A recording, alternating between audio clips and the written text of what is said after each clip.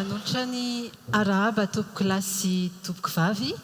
tonga soa eto amin'izao alina miavaka ho amin'ity androany ity izay ankalazantsika ny fahafolontaonan'ny fandarana Dondresaka. Miaraba anao koa Abraham Razafy, miaraba antsika rehetra izay ato anatin'ny efitrano amin'ity androany ity. Miarabanao Sivela Andriamazava, miaraba antsika rehetra manaraka ny fandarana amin'izao alina izao. Miaraba sady ihany koa an'ireto vahiny nasaina ireto izay manatrika eto sy izay mbola ho avy satria fantatra fa mbola maromaro isika no any andalana any. Ya. Araka ny fanampahafantarana antsika rehetra izay nanaraka ireo fandarana Dondresaka maro no anatin'izay 10 taona izay ny fandarana Dondresaka dia natao anehoana hevitra, hiajiana hevitra mikasika ireo raharaha mafana eto amin'ny firenena. Ho amin'ity androany ity isika Abraham dia nisafidy loha hevitra roa satria androany dia 7 ny volana May izay ankalazana ny androany fahalalahana ny asa fanaovan-gazety. Loha hevitra voalohany horesantsika izay eo ihany koa ny tapany faharoa Andray Anjara ianareo izay manatrika eto amin'ny Hôtel International Ivato amin'ity androany ity. Any amin'ny tapany faharoa kosa no miditra amin'ny loha hevitra manarakasika dia ny mikasika ny tsy fandriampahalemana. Izany hoe adiny ray ny atao hoe loha hevitra anankiray voalohany ary adiny ray ihany koa ny loha hevitra faharoa anasanantsika sady amin'izay fanehoan-kevitra izay. Voalohany vahintsika ho amin'ity androany ity mikasika ny 7 ny volana May no anisan'ny resany mankasitraka sahady ny vahiny voalohany Andriamatoa Fetrakondrasoava izay sekretera jeneraly ny ministera serasera sy ny kolotsaina. Miaraba anao tompoko. Miaraba anareo mianadahy, miaraba ihany koa ny mpirin'ny fahitalavitra TV Plus ary manaraka ohatra miaraba anareo amin'izao 10 taona ny Dondresaka izao ity taon'ity ihany koa izay ankalazanareo eto amin'ny TV Plus Madagasikara ny 20 taona nareo dia manantitra izay fiarabana izay. Fa ihany koa amin'ity androany ity Andriamatoa Tahina Razafinjoelina izay filohan'ny antoko Tia Tandrazana. Miaraba anao tompoko. Miaraba anareo mianadahy. Miaraba antsika manatrika rehetra miaraba anareo any tokantrano, miaraba anareo mirahalahy miaraka eto ary arabainy manokana ny fandarana Dondresaka na feno an'izay 10 taona izay. Mankasitraka tompoko. Fa iny ihany koa amin'ity androany ity Andriamatoa Miara Somafarjona izay mpanao gazety izy mpampiofana ihany koa anatin'ny resaka asa fanaovan-gazety mpanao tompoko. Miaraba ny nareo mianadahy dia miaraba ny mpanotrina eto isika rehetra manaraka an'izao fandarana izany tokantrano ary indrindra fotoana famerenana an'izay fiarabana ny fandarana Dondresaka feno 10 taona. Ny vahiny fahefatra Abraham Razafy dia vahiny tompontrano satria ny TV Plus Madagasikara dia manana filotale jeneraly izay nitantana anatin'izay izy no vahintsika fahefatra ao amin'ity androany ity. Antsoinay ianao Andriamatoa filotale jeneraly Nicolas Rabe Mananjara izay vahiny fahefatra ao amin'ity androany ity.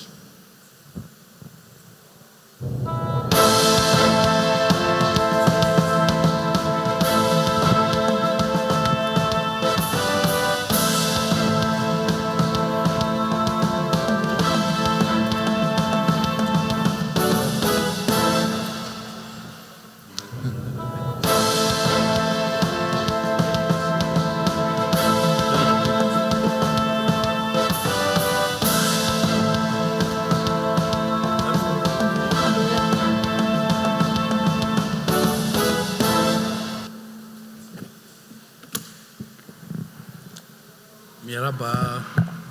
antsika rehetra mpijery, miaraba ny any tokantrano ihany koa, miaraba antsika mifanatrika eto, miaraba anareo mianadahy nahatratra ny 10 taona ny fandarana Dondresaka. Keny ary idirantsika avy hatrany adihevitra Sivela Andriamazava satria amin'ny ity andro ny 7 ny volana May araka nambara teo ny fankalazana ny andro maneran-tany ho any izay fahalalahana ny asa fanaovan-gazety izay. Raha ny atao hoe actualité ho an'ny androany aloha izany dia niembotra Madagasikara 13 izay toerana fiemorana izay raha tany amin'ny toerana fahazato nisy azy teo aloha fa 13 amin'ny zato izy amin'izao fotoana izao izany hoe 50.8 izy tamin'ny 2004 ary 54.07 izy amin'izao fotoana izao. Miombika hevitra amin'izay ve ianareo namana Tahina Razafinjoelina? Tonga dia mahitsy ny teny. Niembotra tokoa tsika satria tonga dia mahitsy a misy namana mpanao gazety a tsarotsika izy amin'izao a any Amponja ohatra tsarotsika tsary Fernand Selo a tsy avena amintsika misy Ray Aman-dreny koa any a Roly Mercia misy any tompona gazety Lola Rasomaro tsy teniny ambiny a fa mety misy nisehatra koa efa tratran'ny somary hoe zavatra tahaka izany maninona no miteny hoe tsy mitovy ary miemotra satria misy orinasa fanaovana gazety sasany a miteny diso dia nefa tsy misy mihitsy fanenjehana na fampitandremana na fialatsiny dia nefa mitohy foana ny asany ny raha vao hoe mpanao gazety mpanohitra izay moa zany izay ny ahafantarana anay satria ny asa fanaovana gazety tompoko dia asa manampy amin'ny fitantanana mangarahara ary izay mamoaka an'izay a dia tokony ampiana ary mananjo andiso fa mialatsiny ny mpanao gazety ianareo izahay isika mianakavy mandiso daholo fa tsy maninona zany a lalàna amin'ny fiainana zany aminay entitra raha mijerinay a ny nahazo any ireo namanay voatononay ireo hatramin'izao a mbola tsy fantatra ny momba azy izahay eto raha mijoro tsy ho an'ny gazety izay tantaninay fa ho an'ny fanaovana gazety izay manampy a amin'ny fitantanana mangarahara anome ohatra anareo fotsiny a nanahirana kely zao ny eritritra an'izany hoe tonga teto ny filoham-pirenena vahiny anankiray a dia vitsy a ny mpanao gazety voasa nahazo nanontany mivantana an'ilay filoham-pirenena vahiny a fa somary ny safidiana izahay manokana aloha tsy nahazo fanasana ny amin'ny fanaovana gazety izay tarihinay a dia mba manontany tena ihany zay hoe misy afenina ve fa maninona ny tsy mba afaka nanontany misaotra tompoka. Nisy ihany koa ny fanambarana navoaka ny ministera ny serasera sy ny kolotsaina manoloana indrindra izay fanambarana navoaka ny RSF izay raha ny filarana moa zany raha ny maromandra kokoa izay nilaza fa tsy miombon-kevitra amin'izay larana misy any Madagasikara izay andriamatoa sekretera jenerali satria Abrahama ny isa takan'io a tsy miteny raha tsy fantatra ny ao ambadika izay no mahatonga anay miteny amin'ny hoe ny ministera ny serasera sy ny kolotsaina ny fitondram-panjakana amin'ny akabeany a dia manamafiny amin'ny hoe ny fiantohana tanteraka an'izay fahalalana izay fanaovana gazety izay tsy miteny ny isa takan'io raha tsy fantatra ny ao ambadiny raha tsy fantatsika ny critère ary izay ny andisoko any Andriamatoa Razafinjoela satria rehefa mivoaka ny classement takan'io a dia misy foana ny ampiarahan'ny RSF ny Reporters sans frontières misy an'ilay hoe fiche pays momba ny Madagasikara manazava an'izay hoe inona ny antony a izay nahatonga an'izay filaran'izay misy ihany koa ireo fanontaniana izay ampiarahan'ny Reporters sans frontières hoe reto ny fanontaniana nahatongavana tamin'io filarana na io classement io a izay azony rehetra jerety misy 420 ny questionnaire napetraka ny Reporters sans frontières isan-taona rehefa manao an'io classement io izay ahafahantsika mijery hoe inona moa zany no nandaharana any Madagasikara na azahoantsika an'izay laran'izay 3.5 ny fiemorana amin'ny noty na ny point izay azontsika ary rehefa jerentsika ilay fiche pays izay no anamarianay avy hatrany aty am-piandohana hoe izay miatranay fanontaniana mikasika ny kalitao an'ilay asa nataon'ny Reporters sans frontières satria rehefa jerena ilay fiche pays momba Madagasikara dia tsy tena nio fa satria fiche pays tamin'ny taona 2024 izay efa nidénoncenay tamin'ny fotoan'andro niaraka tamin'ny fotoan'andro izay fomba fiasan'ny Reporters sans frontières zay satria tsy niova tsy tena niova ny ao anatiny resahany Andriamatoa Razafinjoela teo hoe ny kahany reto a no mety mahatonga an'izay rehefa tena jerentsika ilay fiche pays momba ny Madagasikara dia ray no ny tomba ao anatiny izay nilazainy a mpanao gazety ny olona izay niresahany ao ataonay anaty farangisosiny hoe mpanao gazety ono a izay tazomina any Amponja dia fanazava ny fanazavana nentin'ny fitondram-panjakana nety ministera misahana serasera ao anatin'ilay izy hoe raha ny antota-taratasy nady rehetra momba ny olona io a tsy misy délit de presse tsy misy délit d'opinion na iray ary rehefa nitondra ny fanazavana izay teo anatria ny Reporters sans frontières samy manana ny hevitra ny izy mirahalahy teo fa ny zavatra tiako tsindriana rehefa le miresaka an'ilay hoe fiche pays tsika ny critère amin'ilay fanadihadiana nataon'ny RSF dia izaho miteny hoe raha tsy mety amintsika ilay izy a dia manangantsika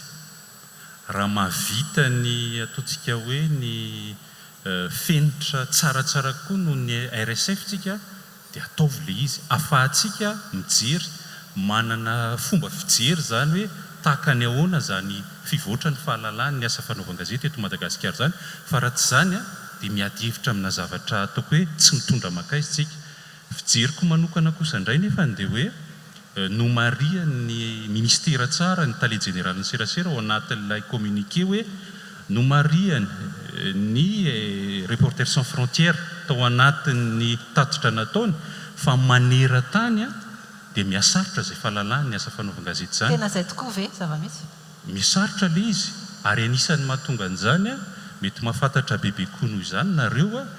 ny zavatra ataony ny filoha amerikanina amin'izao fotoana izao hoe vao tsy mifanaraka amin'ny sitrapony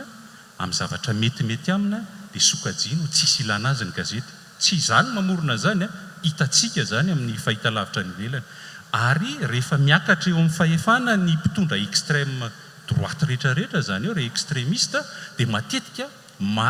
manitsakitsaka mirona fa tsy tena lizy moa tsy tena miverina any amin'ilay censure totale mirona mankany amin'ilay hoe fanitsakitsahana ny fahalalan'ny asa fanaovan-gazety ka raha izay no ataontsika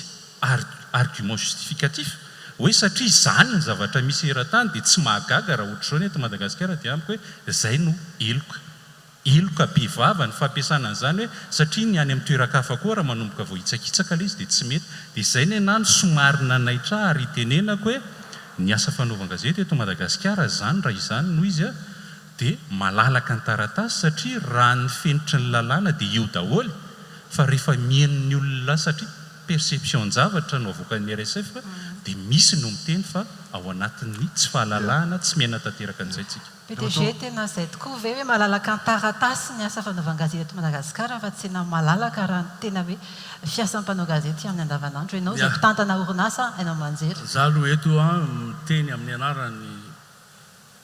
ma PDG ny TV Plus mitantana ianao manjery. Ny atotanisa hitako farany zao tamin'ny 2021 dia manana 700 entreprises audiovisuelles eto Madagasikara, 500 radio, 160 TV, télévision. Tsy haiko any amin'ny firenena Afrika manodididina antsika ve mba misy manana an'izany. Mahalalaka zany amiko zany ny eto raha izay ny andikanan'le hoe liberté de presse. Raha ianareo roalahy zao tsy dia nitovy hevitra aminay roalahy fa mandeha eto amin'ny TV Plus. Ary ny mpanohitra rehetrarehetra Madagasikara dia miteny ao anatin'io 700 entreprises audiovisuelles miteny ao anatin'ireo daholo. Tsy lazaiko ny asa fanaovana gazety an-tsoratra, tsy hiteny amin'ny resaka réseaux sociaux efa tafahoatra be ary fa amin'ireo radio ireo manana radio sy télévision daholo ny filoana nitoko mpanohitra eto Madagasikara ary miteny ao anatin'io sehatra io. Dikan'izany amiko dia malalaka be zany eto, malalaka ny fanehoan-kevitra eto Madagasikara mihoatra ny any amin'ny firenena afrikana na firenena manodidina antsika any amin'ny pays afany angamba moa zany dia tsy afa-miteny mihitsy. Ny resaka États-Unis zao ianao teo tany États-Unis tamin'ny tapabolana zay na 20 jours talohan'ny alako tany ny ambassadeur Afrique du Sud niteny tamin'ny amin'ny hainao manjery na ny critique ny filoha américaine dia nomeny 72 heures ndanamody fa tsy aty aminay aty zany. Zany zao amiko dia fa tsy malalaka zany. Afaka resitsika izay sehatra iraisam-pirenena izay rehefa avy eo PDG fa ho anareo manokana izay mitantana ihany koa vondrona fanaovan-gazety boîte maromaro azo andraisana hoe critère ve amin'ny fahalalahana asa fanaovan-gazety izay fahamaroany ny boîte izay. Iverena kely le resako teo ary eto misy zavatra manahirana kely matetika tsika tsy manaiky an'ireo isa atotanisa na omeny momba ny fahantrana na ny fahalalà fanaova-gazety eto ahy zany tsy manaiky fa milaza hoe ny antotanisa tahaka an'io tsy miteny ilay hoe 113 sy ilay hoe 50.9 raha tsy fantatsika ny ao ambadiky ilay antotanisa zay no ilana nilay critère zay no ilana ilay fisibilizany resavy ny olantsika dia tsy manaiky ary rehefa tsy manaiky izay dia tsy mivoatra aminay aloha tsika zao raha miteny hoe misy fahantrana eto amintsika dia misy mamaly hoe tsy mahandry tsika normal tsika tsy mivoatra nefa ny olona efa tena marary ny olona jereo ny tany espérance de vie eto Madagasikara ambany dia ambany dia mbola tsy manaiky any tsika tsy mahantra any aneny aingan'ny fanovana raha ohatra zany tsika tsy hanaiky an'ireo ataoko hoe zavatra standard fa hiteny hoe zay critère araka ny teny namana teto hoe amorona critère vaovao tsy afaka hivoatra tsika ka raha ohatra tsika hitady fivoarana izay le mahatonga anay miteny hoe ny politika amin'izao dia politika tsy fanompoana olona tsony fa politika fanompoana viana dikan'le manompo olona mantsy dia ity toanana foana ilay olona ary na misy tsy mety ary dia tsy tenenina zay ny mahatonga ny tsy fivoarana eto amin'ity firenentsika ity tsy indray tsy indroa za tsy miteny anareo rery na hoe ny amin'izao na roviana ny fanompoana olona tompoko nefa misy zavatra tsy mety no fototra mifahantrana eto amin'ity firenena ity ka raha ohatra raha za aloha ny teny teo tahina tsy resaka olona na anina fa ny resantsika teko manko dia hoe fahalalana liberté de presse amiko hoe amin'ny teny gasy hoe fahalalana amin'ny teny fa mahalalaka tsika na ianao zao mahalalaka mihitsy zao miteny dia amiko zany zay no hitako fa le chiffre voalaza teo moa iny zay koa moa mavoatsika rehefa ny any andafy any na ny any velany any manome taremarika zany na dia eritreretina fa tena marina ka eo anentsika président eo ilako hoe mitentsika rehefa ny any andafy ny manome chiffre dia tsy eketsika ny mpitondra antsika any mandefa mpianatra mianatra any andafy amin'ny diplôme any andafy fa tsy mampianatra ny zanany eto e ko maninontsika rehefa ilayntsika le any andafy dia ozy izy tsika mety maninontsika rehefa mamoaka izy avy eo misy tsy mety ataonareo dia tsika tsy mitombona ny any andafy zavatra efa nedivanay hatramin'izay foana zany hoe raha tena te hampandroso raiso ny atsika eto raiso ny fitsaboana eto tsika mpitantana rehetra tokony hitsabo teny eto itsika mpanao gazety itsika manana didy tokony hampianajanaky eto zany aminay no midika fa ekenareo ihany eken'ny fitondrana ihany ny any apita rehefa mety aminy lasa za te hanao hoe ny adihevitra tokony ataotsika dia tokony ho adihevitra lucide sy dépassionné ny argument zay entiko aminareo rehetra eto dia argument scientifique zay miainga amin'ny antotan-kevitra sy ny argument zay nentin'ny Reporters sans frontières azosika valiana tsirairay sy hitondrana fanazavana tsirairay mihitsy ny toa-kevitra entin'ny Reporters sans frontières ao anatin'ny critère zay nentin'ny Reporters sans frontières ohatra amin'ny resaka izy hoe ao anatin'ny contexte politika ozy misy tokony andraiky mpanjakana izay manana haino amanjery resahana ndray mato flotte allée générale ny TV plus teo zany tsy andaingitsika fa manana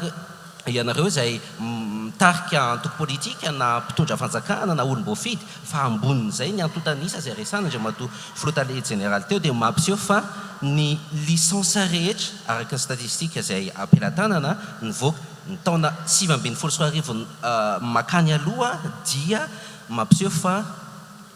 betsaka ny radio sy ny télé 739 izy marimarina kokoa ndray mato allée générale 570 ny radio 169 ny télé izay ny betsaka amin'ireo raha ny tena marina dia hainao amanjery amina foronam-pivavahana fa tsy hanampanao politika akory ary vitsy ny tena hanampanao politika raha ny antotan-taratasy ny antotanisa zay ampelantanana azosika valiana ny tenen'ny Reporters sans frontières anaporofona fa malalaka ny fahalalana ny asa fanaovan-gazety eto ny cadre légal resahan'ny zareo ao anatin'izay ny resahan'ny miarala sofarjiona teo fa tamin'ny taona 2024 tsika nahazo an'ilay lalàna izay manala tanteraka ny hoe dépénalisation ny tontolo ny asa fanaovan-gazety ny resahana teto no ozy ny Reporters sans frontières hoe ao anatin'io lalàna io dia misy ny possibilité fanakatonana hainao amanjery fa izao fitondram-panjakana izao nanomboka tamin'ny taona 2024 hatramin'ny androany tsy mbola nanakatona hainao amanjery na iray ary no ny mety hoe tsy fitovi-kevitra na no ny mety hoe adosoana tao anatin'ny tontolo ny asa fanaovan-gazety mbola azontsika valiana tsirairay le critère rehetra izay entin'ny Reporters sans frontières ny isa tompoko ny isa critère singa anankiray ihany. Raha izay ny tenenantsika hoe malalaka isa singa ray ihany. Fa manome ohatra hoe samy manara-baovao tsika itenenana hoe malalaka misy zavatra maro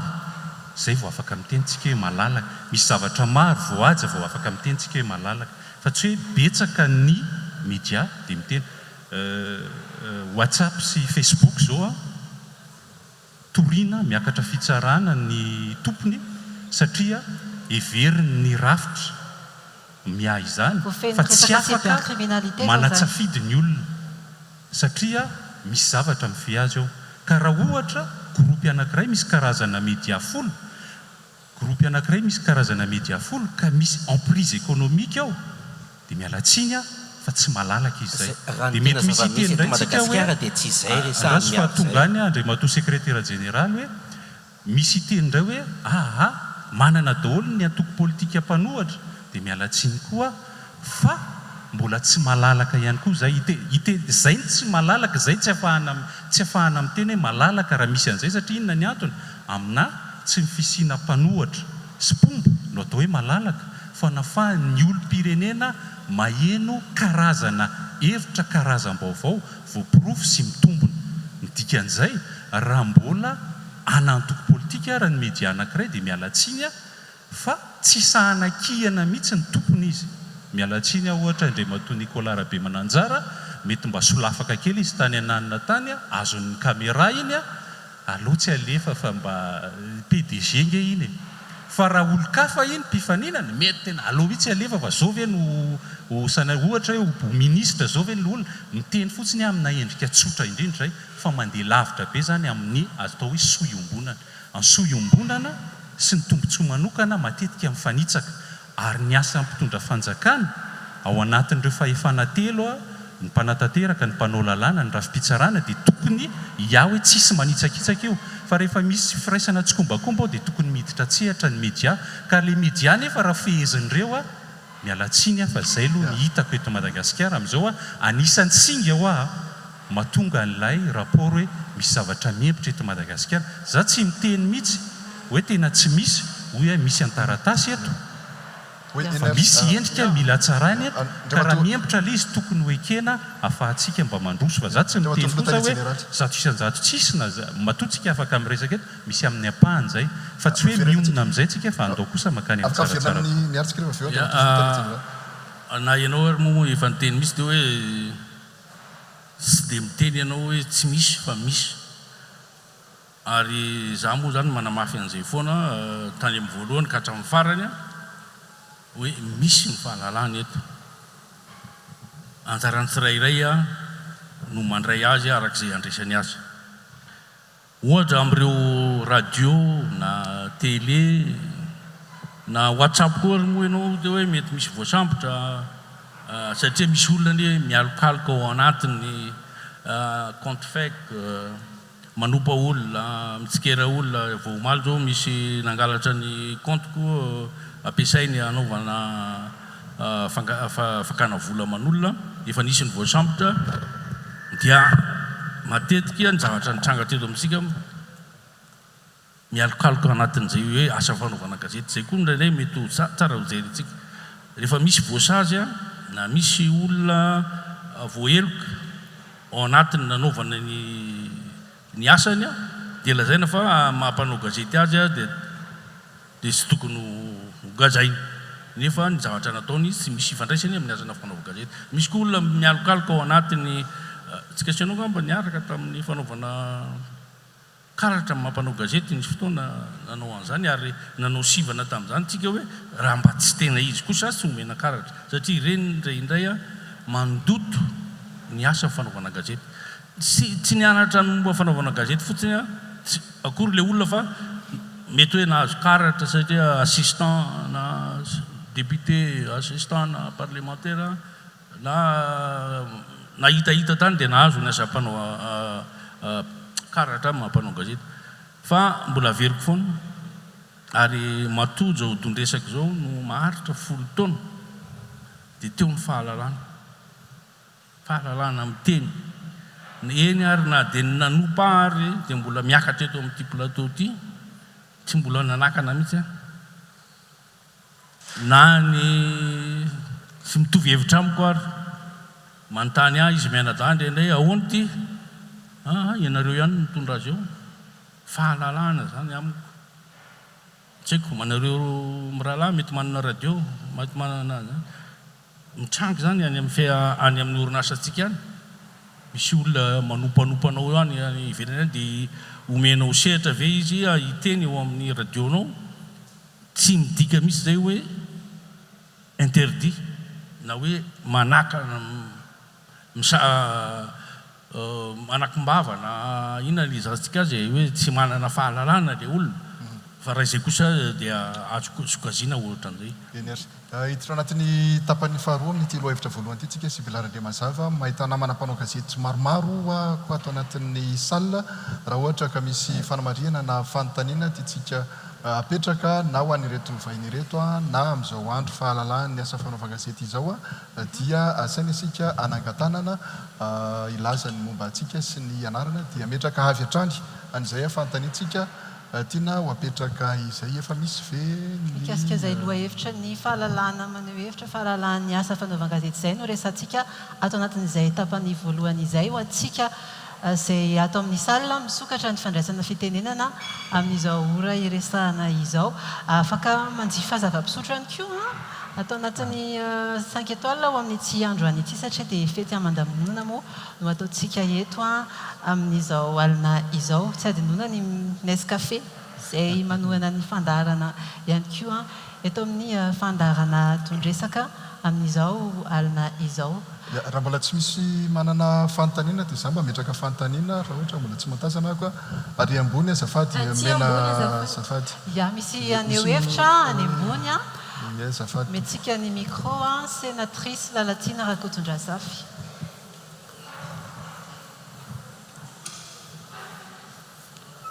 mialatsiny fotrany hoe lavitra miarahaba antsika rehetra izay manatrika n'izao fotoana izao misaotra indrindra namin'ny fitenenana miarahaba manokana nareo ao amin'ny TV Plus indrindra ianao Andriamatoa Filota le général ny TV Plus natratran'izay fahafolo taona nanaovana ny fandaharana tondresaka izay marina loatra ny teninao teo satria androany moa 3 Mai fankalazana ny fanamariana ny andro iraisam-pirenena ho an'ny fahalalana asa fanaovan-gazety mahatonga naharitra 10 taona ny tondresaka ary nidika le hoe tondresaka dia hevitra anankiroa midona izany hoe misy manohitra misy manohana na misy momba hevitra anankiray dia misy manohatra n'izay hevitra anankiray izay na izay fotsiny ihany aza dia ahafahantsika amin'ny teny hoe misy ilay fahalalahana tsy misy fahalalahana tonga lafatra zany tsy misy ihany koa fahalalahana mira anarchie zany izay zavatra izay apetrako foana satria matetika manko manana tendance tsika izay ny tena mahatonga an'io resaka hoe tsy misy ny fahalalahana misy ny fahalalahana io dia satria matetika afangaro izay hoe ny fahalalahana tsy midika anarchie tsy midika ina moa zany mety ilazantsika an'izany anarchie zany hoe samy manao an'izay tany kipony zany fa na ao anatin'ny lalam-panorenana aza dia misy fetrany misy limite constitutionnelle zany lalam-panorenana zany mialatsiny fa hitondra faneho-kevitra kely vetivety raha sitratsika mikasika an'ilay adevitra marobe ny songadina tao anatin'ny tambajotra tamin'ity androany ity tamin'ilay classement la fanasokajina nataon'ny Reporters sans frontières mikasika ny fahalalahany asa fanaovan-gazety ny zavatra nambara zany za tsy verina amin'ny hoe fanambarana nataon'ny ministera ny serasera sy ny kolotsaina fa iresaka amin'ny ankapobeny fotsiny fomba fijery très objectif mialatsiny mikasika an'izay resaka fahalalahany asa fanaovan-gazety zay ataoko faran'izay aingany ny taremarika nivoaka zany dia milaza hoe laharana 770 tsika eto Madagasikara tamin'izay resaka fahalalahany asa fanaovan-gazety zay dia misy miteny zany hoe nitontongana ilay laharantsika satria tany amin'ny taona 20 sy 20 tsika dia 54e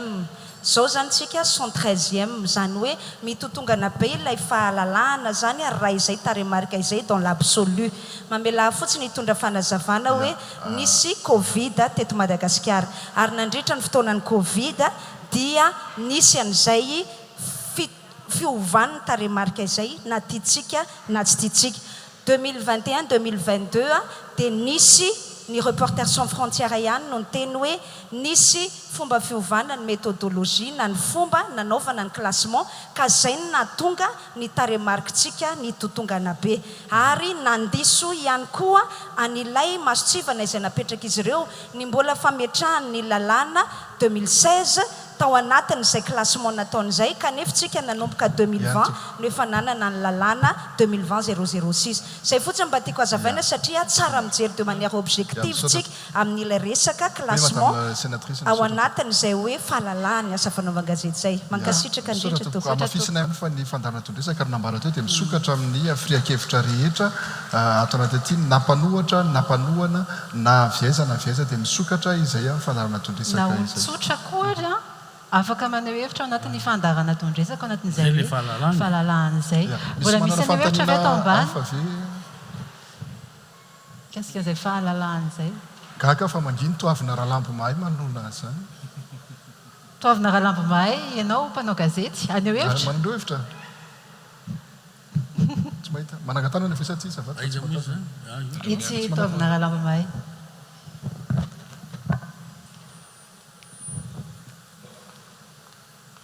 Zay le micro azafady. Micro azafady mamena toavina rahalambo mahay. Manangatanana kely azafady toavina. Misy namana mpanao gazety hafa ihany koa ato Nathan Mayavy mpanao gazety, Didi Ratsimbazafy mpanao gazety, Arfidre Manandray be, namana Bertrand avy any Diego, Madame Yancha midi Madagascar. Manangatanana kely zay le toavina rahalambo mahay azafady. Clémence Rarnirina ihany koa mpanao gazety teo aloha. Miaraba ny TV Plus miaraba ny tondresaka aloha tao anatin'le folo taona izay miaraka ao teto foana tsika ary mbola vonona hiaraka foana mikasika an'le hoe tsika niemotra miaraba ny madame le sénateur ihany koa ambony eo zany fa tsara fantatra fa tsy teto Madagasikara irery nisy Covid fa natany Japon natany Chine natany nisy Covid daholo ka raha niemotra tsika dia tsika angambany nampiemotra azy mikasika ny lalàna tsika ihany koa nanao an'le lalàna tena niemotra mihitsy zany ny fahafahana amin'ny teny teto Madagasikara fa tsy dia tena hoe Covid loatra lesy koa zany tokony hoe mba responsable daholo tsika rehetrarehetra fa tsy arina amina resaka Covid foana ny raharaha zay angamba toko dia mamerina ny fiarabana ny tondresaka. Misaotra amin'izay fanao-kevitra izay misy izahako tena fony misy zavatra aza adalàna ny sain'ny olona rehefa mitenitsika hoe tsy mety io tsy olana ho azy zany asevy miasa ny state dia asevy mamoaka zay fotsiny io fa aza adalaina hoe nisy méthodologie niovana zao na zao araka ny tenen'ny namana Taina Razafinjoelona teo dia hoe isika raha mbola tsy miaiky ny olana dia mieritrereta zany fa tsisy olana ovahany io dia tsisy antom-pisina amin'ny tediavana vahaolana fa za kosa dia hiteny zavatra anankiray hoe miteny aty io singa ray raha mitenitsika hoe malalaka satria misy dondresaka nisy fandaharana be da be mitovy amin'ny dondresaka tamin'ny fitondran'ny Didier Ratsiraka fitondran'ny Ravalomanana Marka ny fitondran'ny Hery Rajaonarymampianina fa ny teny le miteny amin'izao fotoana izao hoe misy rehefa misy ny fahalalahana rehefa misy zay zavatra ny teny izy tamin'izany fotoana zany hoe tsy misy fahalalahana singa ray ho iny zay ny tenenako hoe misy le izy fa tsy hoe rehefa misy amin'ny apahana izy dia mionona eo tsika fa mikendry ny tsara foana tsika zay tena tsara averina ka rehefa singa le izy farany mba mitenako azy ka rehefa singa ray le izy dia ezahana hoe tsara foana noty amina singa maro samihafa fa raha mionona mikely ananantsika tompo dia mialatsiny fa tsy afaka ny voatra teny amin'ny anaran'ny resaka indray aloha sika lalandre mazava tsy isika dia tsy miteny mihitsy izay fitsindrana tany aloha na ny émission tany aloha fa ny fandarana tondresaka aloha miresahantsika eto tsy ataontsika anatina critère mihitsy zany hoe misy ve fahalalahana maneho hevitra sa tsy misy misy ve fahalalahana fanao gazety na tsy misy fa ny fandarana aloha resahantsika sika kosa aloha tsy hoe mionona amin'ny zavatra efa misy fa zay le lazaiko teo hoe alao manao ady hevitra araka ny tokony ho izy tsika miainga raha ohatra ka ny classement nataon'ny RSF ny iaditsika hevitra dia alao miainga amin'izay voafaritra ao anatin'izay classement ny RSF zay ny RSF tamin'ny taona 2024 nanazava mihitsy azontsika vakina ao amin'ny site web ny RSF zay ny fiovan'ny méthodologie izay nataony ary izahay tato anatin'ny fitondram-panjakana dia tsy sasatra ny famparesaka sy miteny amin'ny Reporters sans frontières ny amin'ny tokony fijerena an'io méthodologie io satria rehefa jerenao kosa ny questionnaire nanankireto le questionnaire 420 rehefa jerena kosa le questionnaire ny RSF ato dia misy ny mitongilana tsotra zao ilay fantaniana ahoana moa asa fanaovana gazety ny resahana ny fantaniana apetraka Reporters sans frontières hoe nisy mpanao gazety ve nenjehana nanosazina no ny asany no ny eloka tamin'ny asa fanaovana no ny adisona na délit de presse sy no ny eloka na adisona tamin'ny délit de droit commun ina moa no antony ampidiran'ny RSF na Reporters sans frontières ny resaka délit de droit commun ato anatiny rapide zany raha misy mpanao gazety na nisy olona mety efa nisalotra ny anarana mpanao gazety ka nangalatra akoho ka miditra ny amponja dia ndikan'izay zany ho isain'ny Reporters sans frontières amin'ny herintaona ho mpanao gazety nampidirina amponja koa zay nefa délit de droit commun le izy zay no mahatonga anay foana midénoncer an'izay hoe fitongilana ny Reporters sans frontières zay za hiteny an'ilay izy amin'ny akapobeany kokoa hoe averiko indray ny tanjona dia ny ahatsara kokoa ny firenetsika ary zay zavatra izay na asa fanao gazety ny resahantsika na économie resahantsika na kolokolo resahantsika raha ho afenitsika amin'ny alalana famaliana botana fotsiny izy ity hoe tsy ekenay manafina koa zay fa mitondra fanazavana valiny amin'izay everina famasivana tokony apetraka dia hoe ahoana ny fomba anatsarana kokoa fa raha tsy manaiky mihitsy tsika efa tena tomomba ny tia dia lasa kosa everiko mety ho lasa ho tonga amin'ilay teny hoe anarchie tokoa satria tokony manaiky tsika hoe andao tokoa ary alalahana kokoa na ny asa fanaovana gazety na ny économie na ninona ny olana zany dia hoe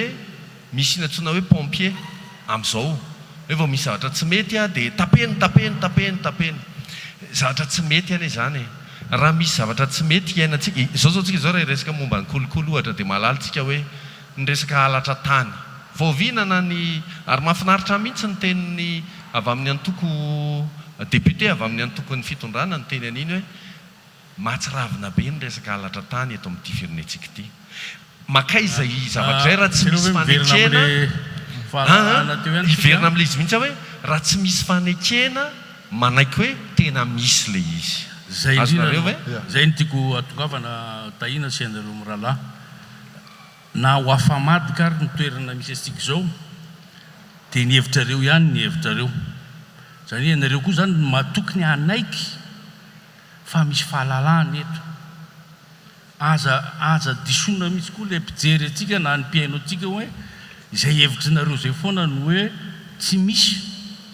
dia raha zay roalahy mivadikely zao dia mbola ny anay misy foana ianareo tsy misy foana fa mba aoka kosa anaiky ianareo ianao mitantana radio raha tsy diso aho misy fahalalahana ao raha tsy hoe ngamba dia hoe tsy avelanao manao nenena mihitsy ny ankizinao fa ny anay reto moa zany dia manao zay tiany atao mihitsy ary eny aman-tenina vao mizerizery hoe mety isy patron hiteny avy za ihany ny patron ny tenako tsisy hiteny aho hoe maninonareo mandefa an'io fa amiko zany mba manike koa ianareo fa misy fahalalahana eto raha tsy hiteny fotsiny aho fa tany amin'ny 2002 tany hoany nisy fandarana ny teto amin'ny TV Plus ka tena nakatona mihitsy sy mahazo mandeha soa io fa midona amin'ny rindrina nahazo an'izany radio antsiva Don Bosco tsy haiko mbola tanora be ngamba nareo tamin'ny 2002 fa za efa lehibe ihany tamin'izany nahatadidy tsara hoe Jean Claude azanono le fandaranao fa tsy mety amin'le fitondrana zany ny atao hoe tsy fahalalana amin'izao aloha tsy dia mahita an'izany ary tsy mbola naheno hoe misy fandarana ka dia hoe tsy azo atao intsony na any amin'ny radionareo any ngamba tsy mbola nisy an'izany sa efa nandefa taloha moa miraradraraka inona le taratasy alefa amin'ny Paotsatroka ho an'ny zokibe Jean-Claude Andrianaivo. Zavatra anankiray mahafinaritra be ilay fomba fanehoan'ny PDG ny Nicolas Rabe mananjara hevitra hoe tokony hiaika za manaika raha izay no fa tsy mampivaninina fanekeko fa teneniko amin'ny fomba hafa ilay zavatra eritreretiko tandondoza ilay fahalalahana kely ananantsika. Izay ny zavatra misy. Ny zavatra misy rehefa izay no mahatonga ilay questionnaire mipetraka indray matoa secrétaire général hoy ny adventiste anankiray rehefa niresaka hoe fa maninona tsy mety ny fitafin'ny vehivavy rehefa teritery. Ny zavatra fenina ozy izy tsy hoe anafina tavoahangy ianao dia ataonao mitovy amin'ny tavoahangy lay lamba nakomana azy le amin'ilay vatam-behivavy zany ny akalansa dia rehefa anafin-javatra ianao dia ataonao sarisary ny oatra mety le izy. Dia izay ny mahatonga ana amin'ny teny hoe tandondondoza ataoko an'izay le izy. Inona ny mahatonga azy hoe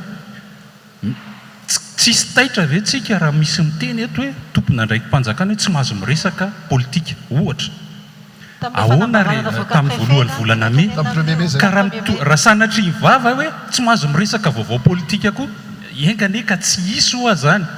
fa aza atao aussi ohatrany io mihitatra dia izay zavatra izay no mahatonga hoe za manaiky fa misy fa raha ohatra koa miteny aminareo manaiky ve nareo fa misy zavatra tsy ampy eto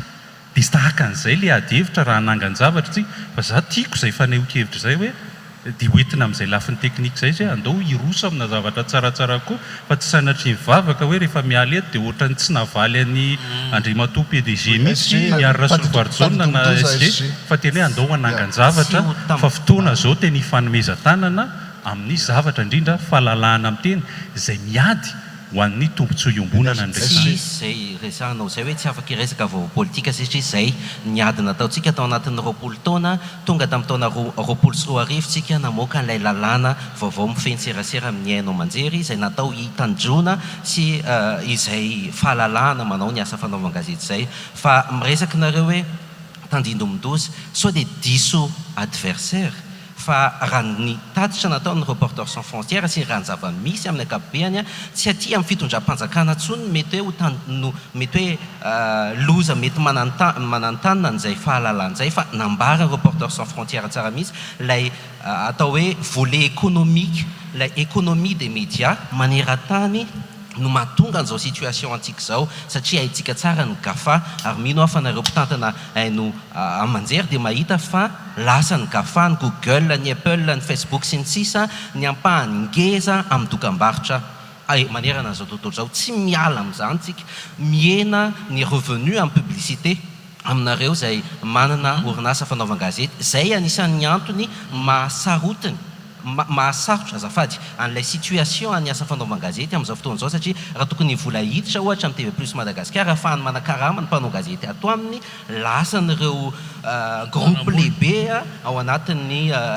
plateforme numérique ireo dia mahatandondomindoza an'ilay asa ny mahatandondomindoza ny asa ihany koa dia ny fivoaran'ny teknôlôjia ary izay ilay lohahevitra ny 3 May androany hoe ny fiantraikany intelligence artificielle zay efa tonga fa tsy ny fanjakana tsony matoa ny fanjakana nampandany lalàna roapolo sy roa arivo ohatraotra enina tamin'ny taona roapolo sy roa arivo dia efa nanana an'izay volonté politique hitandro sy ametraka ny fahalalahana ny asa fanaovan-gazety izay eto Madagasikara. Voalohany aleo aloha azava tsy misy mifampiadversa izay zavatra i tena mila tsoatsika izay le tena nke fanompona olona hoa raha mbola mandray an'izay foana nareo adversaire ny zavatra mba katsahinay dia ny ahatsara ny fiainan'ny mpiaramonina malagasy ka tsy adversaire mihitsy nareo misy hevitra tsy itovizantsika dia any ny fandehany ray aloha zay faharoa manazava be tsika hoe nyresaka fanagadrana zao le dossier momba ny anina sy anina mialatsiny fa samy mahalala daholo tsika ary zay ny iverenako tamin'le hoe député mpiaraka amin'ny fitondrana ny teny hoe misy tsy mety ny resaka fananatany amin'ny défaillance ao amin'ny fitsarana ka raha itentsika androany hoe na voan'ny mpanao gazety ianina ne resaka halatromby resaka zao ny fantatray aloha raha ny kely fantatray dia namoaka vaovao izy momba ny filohan'ny fitsarana avy mba lalam-pandrenana izay raha ny kahany Fernancello ohatra zao zay angamba navoakany tsy atao toerana fa anypita dia kay diso le vaovao dia tonga dia voantso teny fiadanany izy zay ny deparany izay no fiandohan'ny tantara iny ka sao dia adinontsika dia aveo moa le izy mivadika tsisy resaka asa fanao gazety mihitsy fa asa hoe resakinina loatra aloha fantatray aloha dia izay ny angany ka raha eo amin'ilay fitsarana no ataontsika hoe le fitsaranao tena zaozao mihitsy andiditsika mpanao gazety tsika manakavy no mitady ny marina indrindra fa rehefa namatsika no misy ka iverenako farany fotsiny le hoe andao hitady zay mahatsara kokoa e manana didy daholo tsika zao mahalala daholo hoe potika daholo lalam-pirenena dia ozy isika asa fanaovan-gazety eny tokony mba hitady an'izany hoe iza marina moa ny tompon'ireny tseny ireny e fa maninona moa izy ireny no tsisy garantie tsisy ininona fa sanatriavana zany ohatra hoe zara fa simba dia marché vaovao indray zany zao zay le teneniko hoe tokony katsahintsika le tsaratsara kokoa afahantsika mitondra ny fampandrosoana eto amin'ny firenentsika. Président. Tandidomondoza. Le hoe tandimondoza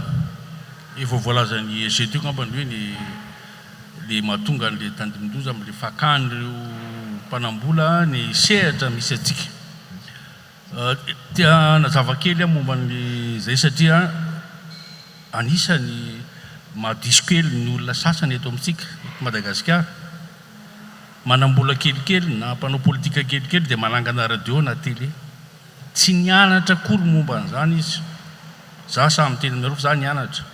momba ny audiovisuel ny fanaovana asana fanao gazety. Dia mandeha amin'ny laune TV+ zao 26 ans. Tena midika zany fa nisy fahaizana nanao an'ilay izy. Ny eto amintsika dia manangana radio, manangana gazety nefa tsy nianatra akory momba ny fanaovana gazety. Za zao raha hiteny aminareo hoe misy télé ny eto ka tsy mampiditra olon'ny fitondrana ao anatiny, dia misy koa télé sasany koa tsy mampiditra mpanohitra. Izay tena mifanohitra amin'ny asantsika zany. Zany zao no tokony ho resahantsika amin'ny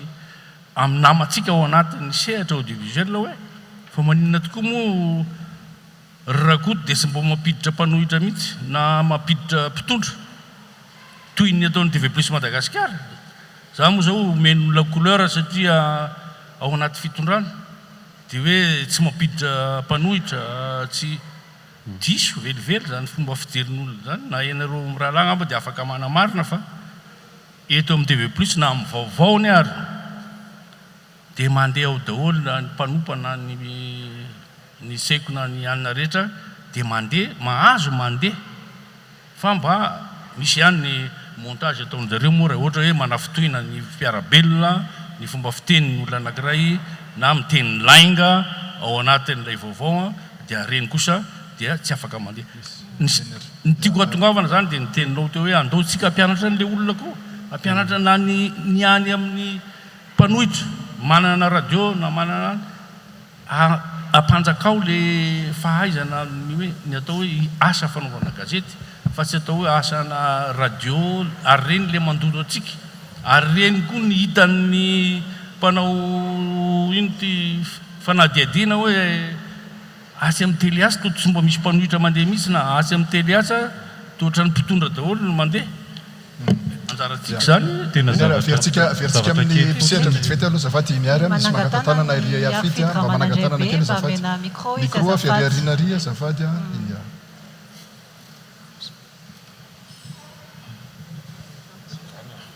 miarabantsika menakavy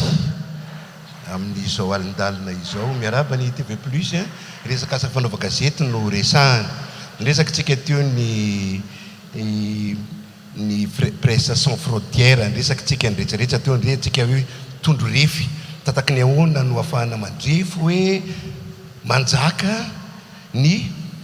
faneritirena ny asa fanaova gazety ao anatina firenena anankiray. Ireny zavatra rehetrarehetra mitsanga eto Madagasikara le retsy tsara mampahafantatra anareo fa ninina mitsanga ny eto Madagasikara eto dia hitan'izao tontolo zao mitodika aty Madagasikara mahazo zao tontolo zao rehefa misy zavatra mitranga eto fa maninona moa ny mpanao gazety iraisam-pirenena rehefa misafidy no milaza hoe misy faneriterena ny asa fanaova gazety eto Madagasikara, misy arajary ny fanaovana ny asa fanaova gazety eto Madagasikara. Tsotsa fotsiny ny zavatra hitan'zareo dia izao misy président de presse anaky efatra migadra ntsika miteny zao fa maninona no mpanohatra dolidoly izy anakevatra ireo za tsy hiteny hoe délit des eaux io na délit de travolta io na tralala io zava-volombelona mitenako amin'ny joro fa iary-fidira manandray be nanao ny asany tamin'ny asa fanaova gazety ao anatin'ny antsoina hoe fanoherana fa ny zavatra nitranga dia zao amin'ny 10 maraina no andefasana miaramila sy polisy sandary 3 lahy manodidina ny tragnoko ary dia samborona ny tenako dia rehefa tonga any amin'ny brigade criminelle dia ambara dia antanina fa hoe misy basy ao anatin'ny tranonao ao misy fitaovam-piadiana mahery vaika ao anatin'ny tranonao ao misy vola migony ao anatin'ny tranonao ao kravaty ara tsy voavidiny ary-fidira manandray be karaha ny ary-fidira manandray be ara-memezan'ny olona fa mangataparaky zany ve ary-fidira manandray be lazaina fa hoe izay ny antony ilazany hoe misy zavatra tsy mety eto le retsy mba mila tsika menakavy mireconnaître an'izay ary ianareo patron de presse indrindra indrindra tokony hiaro an'ireny patron de presse any amponja ireny Lola Rasomaro i Roli Mercia i Bola Rajona sy ny sisa satria ny antony dia zao mihodina nety tantie on ne saura jamais ce qui se passera demain dia ho hitandray hoe izy andray no anentsika an'izy resaka fifanenjena tahaka zany fe zany no tantanana an'ity firenetsika le retsy misy tsy mety eto dia aloha tsika no hiaraka anaiky an'izay rehefa miaraka manaiky an'izay tsika aloha tsika anakeo tapitra le fotoana iary-fita zafady dia Bertrand zafady tena nakata-pitenenana filavitra mba mitsika mamaly kely fotsiny aloha andeha te avy eo miverina amin'izay vetivety kely folo tatainy zafady Bertrand avy any Antsiranana tompoko solitenan'ny TV Plus miarahaba voalohana ny amin'ny fahina amby 20 taona ny TV Plus ary manana ny akony ihany koa ny dondrisika ty manerana nosy indrindra fa zay any avaratra any maro be ny manaraka azy ka hoy izay hoe nanako ao anatin'izao fotoana faralahan'ny asa fanaovana gazety zao ny atsy Afrika Atsimo izay fantatra foana isan'izay laharana voalohany aty amin'ny continent Afrika secrétaire général ministère ny serasera apetrako amin'ny fanontaniana misesika ve ataon'ny ministère ny serasera sy ny kolontsaina manoloana izay fananana masina momba ny asa fanaovana gazety aty amin'ny continent ny Afrika raha lasan'ny Afrika Atsimo ny laharana voalohany sora tompoko metsika 30 secondes mba hiteny fotsiny azafady PDG fa marina fa anniversaire ny TV Plus ary sorany ianao manasa sy arabaina tonga fa le global ho anjerevantsika za zany eto zao raha miresaka dia ohatrany tonga saina kely amin'le TVM CRNM hoe anisany nandorana azy tamin'ny 2024 hoe raha tsy diso ny tenako dia hoe tsy manana zo hiteny eo mihitsy ny raha tsy mitovy amin'ny fitondrany manahoany zany ankehitriny mananjo hiteny eo ve zahay afrina aroviana raha ny tenanay manokana aloha mbola tsy voasa mihitsy raha ohatra ka eny fa nisy an'ireny propagande sy anona natao reny mbola tsy malalaka izany zany le singa mialatsiny afa hiteny an'le teniny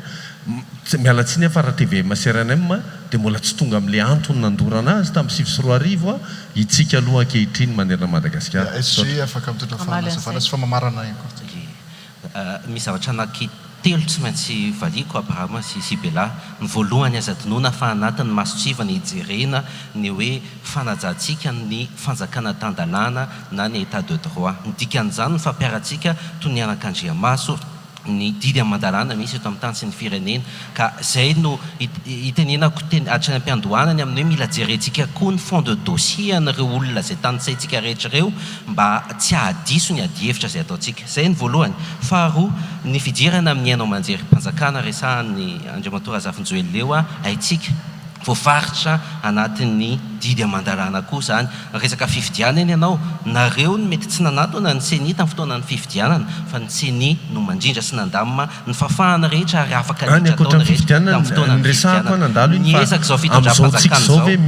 ny ezaka zao fitondram-panjakana zao namela ary tsy adonotsika misy fandaharana ve amin'izao misy fandaharana tao anatin'ny televiziona malagasy ao anatin'ny radio pirenena malagasy nahafahana nampiteny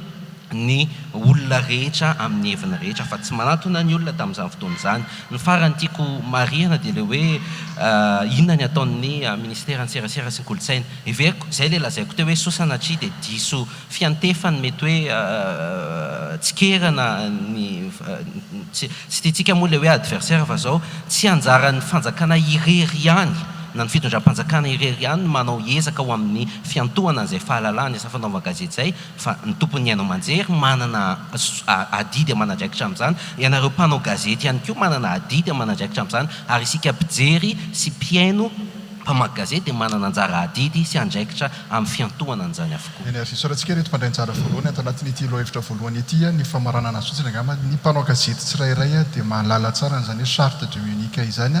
ao no misy an'izany atao hoe didy folo ny asa fanaovana gazety zay raha izay no ilazana anazy mba miverina mamaky kely an'izay tsika rehetrarehetra ao anatin'ny famaranana ity eo koa no iantsona sady an'ireo pandray anjara manaraka sy velan'andriamazava ry sorantsika sady anireto pandray anjara voalohany ireto. Ankasitrahana feno ianareo izay nisantatra izao adihevitra izao tamin'ity androany ity ny resaka mahakasika izay fahalalany asa fanaovana gazety izay loha hevitra omendalana ianareo tompoko. Ny loha hevitra faharoa resantsika mikasika ny tsy fandriam-pahalemana Abraharazafy izay anisany hoe loha hevitra mahaliana ny maro mahakasika ny vahoaka ihany koa mikasika izay tsy fandriam-pahalemana izay maromaro ireo tranga miseho tao anatin'ny herinandro tao anatin'ny volana maromaro ary vahiny voakasika ao anatin'izay lafiny tsy fandriam-pahalemana izay no vahintsika eto amin'ny fandarana tondresaka ao amin'ity androany ity eto dia entanina hatrany ianareo izay manatrika ihany koa ity fankalazana ity ao anatin'izay fanehoan-kevitra mikasika izay tsy fandriam-pahalemana izay afaka maneho hevitra afaka manome sosi-kevitra ihany koa satria izay indrindra ny antony fandarana tondresaka Abraharazafy hoe iresahana ny olana mianjady amin'ny fiarahamonina iresahana ihany koa ny vahaolana satria tao anatin'izay folo taona izay tsika ny resaka ireo loha hevitra mafana araka ny nambarako teo dia ato anatin'ity fandarana tondresaka tsika ihany koa sika dia hitondra izay sosi-kevitra avy amintsika mpanaraka ny fandarana izay avy amintsika mpandray anjara ao anatin'ny fandarana tondresaka izay antsona araka izany ireo vahiny miisa efatra izay ankasitrahana sahady ny famarina ny fanasanay tao amin'ny fandarana tondresaka ao amin'ity androany ity Antsika voalohany lieutenant colonel Fanevarson ny miaralay apy izay commande ny vondron-tompileovan'ny gendarmerie Menabe fantatry ny maro moa izy amin'ny anarana hoe colonel Faneva atsotsika izy ireo izy hiakatra eto amin'ny plateau amin'ny tondresaka ao amin'ny afaka mitehaka zay man'ity androany ity colonel Faneva zany no vahiny voalohany androany. Manaraka azy eo misy ny sénateur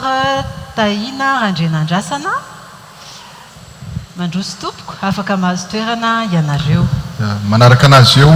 ny mpahay-lalàna Alain André Miseza izay filoha-hevitry ny RMDM ihany koa ny tena mpahay-lalàna ihany koa izy vahiny atao anatin'ny fandarana tondresaka ary ny vahiny fahaefatra isorina ihany koa ny fandraisana anjara atao anatin'ny adihevitra sekretera jeneraly ny atoko HVM miarabanareo efatra mirahalahy mialohan'ny zay angamba sary rehefa avy amin'ny vidéo manantitra ny araba ny monsieur Alain André Miseza miarabanao tompoko mirabany ny olona rehetra ato an-tranontsika amin'izao fety mangotangotraka ataon'ny tondresaka zao sy ny TV plus mirabany TV plus ray manontolo koa tsika noho izao fanaovany ny ty etsika mahafinaritra ity fa dia tena mahavariana mihitsy manarak'izay ny miaraba koa ny anareo menada izay tsy zoviana ntsony amin'ny olona rehetra sy amiko koa aloha ty raha matadidy zany nanomboka voasa voalohany tamin'ny tondresaka tamin'ny fanokafana ny tondresaka atao amin'ny TV plus dia miaraba anareo menada tsy maty foa manaina mbola eo ihany hatramin'izao ary farany miaraba an'ireo mpijery marobe any nahita toerana na any ivelany izay manatrika an'izao ady hevitra zao ary aneka tena ho ady hevitra marina no iseo satria eto mahita ny colonel Faneva avany avaratrano mijavana sénateur moa efa mazatra any aloha fampitany eto ndray samy mpahay-lalàna zay rola mantsy misaotra tompoko colonel Faneva miarabanao tonga soeto amin'ny fandarana tondresaka miarahaba ny anareo mpanao gazety miarahaba ny mpijery rehetra miarahaba ny olona rehetra ato amin'ity efitrano fanaovam-pety miarahaba ny mpandray anjara amin'ity tondresaka androany ity dia mamela ara ohatra ka misaotra ny lehibe izay nanome alalana andrainjara amin'izao sehatra zao a dia ao ny andrimatoa ministre délégué andrimatoa général ministre délégué misana gendarmerie andrimatoa généraly commande ny gendarmerie dia ao koa andrimatoa colonel izay commande fampadiana toliara dia miarahaba ny TV plus amin'ny fantratsarana ny fahafolo taona ny tondresaka dia miarahaba mpanao gazety rehetra koa amin'ny andro anio izay fankalazana eran-tany ny fanaova gazety soatsika sénateur Taina miarabanao miarahaba ny TV plus miarahaba ny Sibelasy Abraham ary miarahaba ny mpanao gazety satria andro mpanao gazety androany misaotra amin'ny fanasana ary mirary koa raha mirary ny TV plus Madagasikara indrindra fa ny fandarana tondresaka aharitra mandritra ny arivon-taona satria dia fandarana ilain'ny vahoaka ary ilain'ny firenena manoloana an'ireo ataontsika hoe ligne izay hoentiny dia ny fitaizana ny vahoaka malagasy sy ny olo-pirenena amin'ny ankapobeny mankasitraka amin'ny fanasana. Ary miarabanao andrimatoa Lera Sambany. Miaraba Sibelasy Abraham averiko ny teny fiarabana nataon'ny zokiko anankitelo nandray fitenenina teo aloha teo ary andro lehibe moa ny androany andro bevata ho an'ny mpanao gazety satria andro natokana ankalazana an'izany 3 mai zany ny androany ary dia raina manokana koa ny ezaka natao ny TV plus tamin'ny alalana nyty sehatra afahantsika mitaiza ny mpiarabelona ary afahantsika koa mijery sy miteny ny zavatra mety sy ny tsy mety ary hitondrantsika sosokevitra ho amin'ny fiatrehana ny raha-pirenena amin'ny ankapobeny. Maromaro ny atao hoe atrangana tsy fandriam-pahalemana izay narahana tao amin'ny anamanjery narahana tamin'ny atao hoe radio na ihany koa sy eo tamin'ireny tambazotra maromaro ireny anisan'ny fantaniana napetraka teo anatin'ny lohahevitra voalohany mahakasika ny hoe rehefa mivoaka ve ny tarehimarika hoe tia na tia na tia atraizany maneketsika izany rehefa metimety amintsika ve dia alaitsika izay tarehimarika izay rehefa tsy metimety amintsika ve dia lazaintsika fa diso izay tarehimarika izay andrimatoa Alain Ndrimiseza manaona mahakasika an'izay tsy fandriam-pahalemana izay. Saotranao mameako ny fitenenana za koa moa ny sola eto voalohany dia izany manomboka azy koloniely koa manomboka solasola ihany tsy azo atao hoe teny mbola rasta marina izany tsika malagasy mihitsy manana an'izay toetra izay tsy any amin'ny isakoro no tongitondrako azy fa any amin'ny adi-baolina mare any ao resaka fanontaniana dia hitako hoe ohatran'ny adi-baolina kitran'ny malagasy mihitsy rehefa miady any velany ny ataon'ny sasatsasany rehefa mijery ny zava-misy eto amin'ny firenena tiako tenena amin'izao ny gasy tsy mety resy mihitsy fa tsy maintsy nangalatra izay ny arbitra izay ny toetratsika efa ampianarina an'izany tsika izay aloha zao ny arbitre eto zay zany nareo zao ny mangalatra zao mbola tsy mangalatra zay mihitsy ny chronomètre ato monsieur Alain zay indrindra dia okare mba le olona miresaka mba ho 2 minitra ary le mpametraka fanontaniana ho 1 minitra fa raha tsy zany tsy ilaina ny ametrahana anay eto fa tsovo ry zareo aketo zay angamba no tsiaritra dia toizako ihany hoy zao hoe ny malagasy manana an'izay toetra zay io resaka fametrahana salan'isy io any ka zavatra ataon'izao tontolo izao fa tsy hoe irakotona rahabe ny manao azy allo fantatsika izany fa firenena marobe ny miady hevitra ao scientifika be dia be ny miresaka ao mahay sosiolojia mahay ekonomia mahay ny rehetrarehetra dia ireo ny miaraka mandinika dia mamoaka hoe ay amin'ny resaka zao ianona ny voalohany ianona ny faharoa mame ohatra zao za dia tsy manaiky fa ny amerikanina matanjaka indrindra sy ny manan-karena indrindra eto an-tany za mieritra malagasy ny manan-karena indrindra satria zaho atokotaniko manana voasary manana zavoka manana papay tsy manana an'izany ny amerikanina izay ve ny fomba atao hidiana hevitra fa matoa ny olona milaza hoe zao ny rafitra misy dia satria efa misy rafitra ekeny zao tontolo zao amin'ny fomba fijerena ny salanisy amin'ny zavatra ohatrany tsy hidiana hevitra zany fa miresaka lalàna ny teneniko an'izany fa raha tsy zany tsika tsisy ady hevitra azo atao fa zay resahana reheteto dia azo lazaina foana fa mety na tsy mety zany hoe lasa misy relativité mialatsiny amin'ny teny azy amin'ny teny frantsay fa sarotra manao azy amin'ny teny gasy misy relativité de la chose humaine zany hoe ny zavatra iainan'olona amin'izao io tsy raisinao amin'le tena izy tsony fa ataonao zay anodikodoana anazy avy avana tsy miresaka mihitsy amin'izany hoe mpanohitra sianina fa resaka lalàna fotsiny teneniko hoe asotsotomina ohatrany silgoma zany samy misotona zay sotomany azy ka izany ao ny edivitsika hevitra raha izany ny antsika mpandroso firenena tsy ilamina mihitsy ny firenena na mbola ampiana 10 taona indray ary resaka tsy fandriam-pahalemana no olona tahina inona mahatonga an'ireo trangana tsy fandriam-pahalemana mbola maro amin'izao fotoana izao? Miresaka fahalalana mpanao gazety sika teo ary amin'izao andro izao dia mahita ny tenako fa ny tranga dia tranga misy amin'ny fiarahamonina fa vokatr'ilay fahalalahana misy eto amin'ny tany sy ny firenena dia miseho ampahibebe maso ny akamaroan'ireny trangan-javatra izay mamoehatra eo amin'ny fiarahamonina ireny. Ny manaraka an'izay ihany koa nefa dia izao ny zavatra tsara ho fantarina. Izay natonga ny teny hoe misaotra ny TV+ ary misaotra ny fandaharana tondresaka satria manana didy goavana ao anatin'izany atao hoe fitaizana fanabeazana izany ny tsirairay ny rehetrarehetra. Rehefa ny hevitra voizana, rehefa ny fotom-pijery sy ny fotom-pisainana taritana ny vahoaka malagasy no mety mibrioka dia lasa miviona ihany koa mirirana amin'izay tokony tsy andehanany ny zavatra izay mitranga eto amin'ny tany sy ny firenena. Raha ireny resaka ataontsika hoe heloka amin'ny lafin'ny herisetra ara-pananahana sy ny herisetra atao amin'ny vehivavy ireny dia iarahantsika malala fa vokatra na trangana ara-psikôlôjia anankiray, trangana fomba fitaizana anankiray eo amin'ny fiarahamonina izay ataontsika hoe nisy fotoana nisy laisser-aller, nisy fanalalahana ataontsika hoe sauvage loatra ka rehefa tonga ny fotoana izay namehezana namoakontsika ohatra reny lalàna mikasika an'ireny ilay VBG ireny miaro ny herisetra atao amin'ny vehivavy sy ny lehilahy dia inona nataon'ny olona sasany? Ny ataon'ny olona sasany indray dia hoe izahay tsy manaiky an'io lalàna io fa ny zavatra misy dia alao aloha anao fihetsika izay mampety azy ny olona anankiray. Nametraka tsika makasika an'ilay lalàna makasika an'ilay castration izay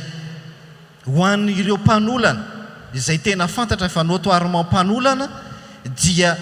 lalàna efa nisy efelabe ny lalàna amin'ny fanolanana. Ny namana ministra na Alendremse zato afaka manamarina an'izany fa rehefa hita hoe inona no fepetra ho raisina satria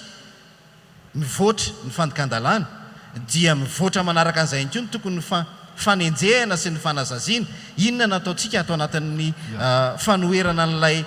foto-kevitra dia ny hoe tsy mety zany fa arovana indray ilay olona mpanolana manoloana n'ilay olona victime ary dia betsaka ny hitantsika eny amin'ny fanehoan-kevitra eny ny hoe toilay victime indray no miafiafy manoloana n'ilay olona mpanolana ary dia marana mitovy amin'izany ny hoe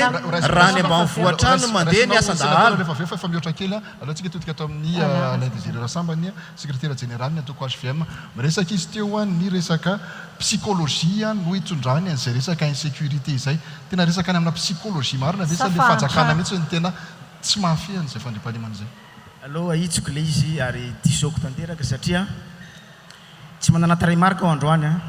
hoe ahoana ny statistika national makasika ny tahany tsy fandriam-pahalemana na andrenivohitra zany na any ambanivohitra fa ny zavatra misy anie iombonako hevitra aminao le hoe tapaka tanteraka ny tady na confiance na le fifampitokisana amin'ny mpitondra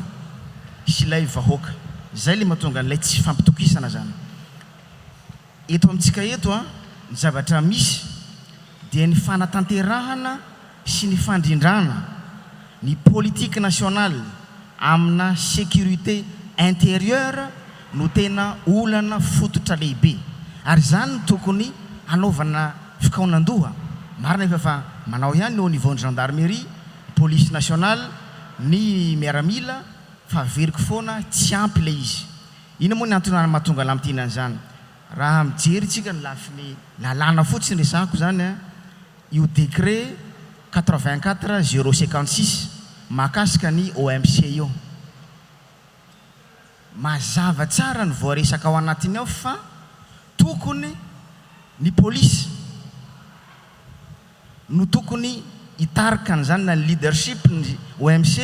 dia tokony ny polisy fantatsika tsara fa ny 120 district manerana Madagasikara efa misy commissariat de police dia ny gendarmerie no anisany mitarika ny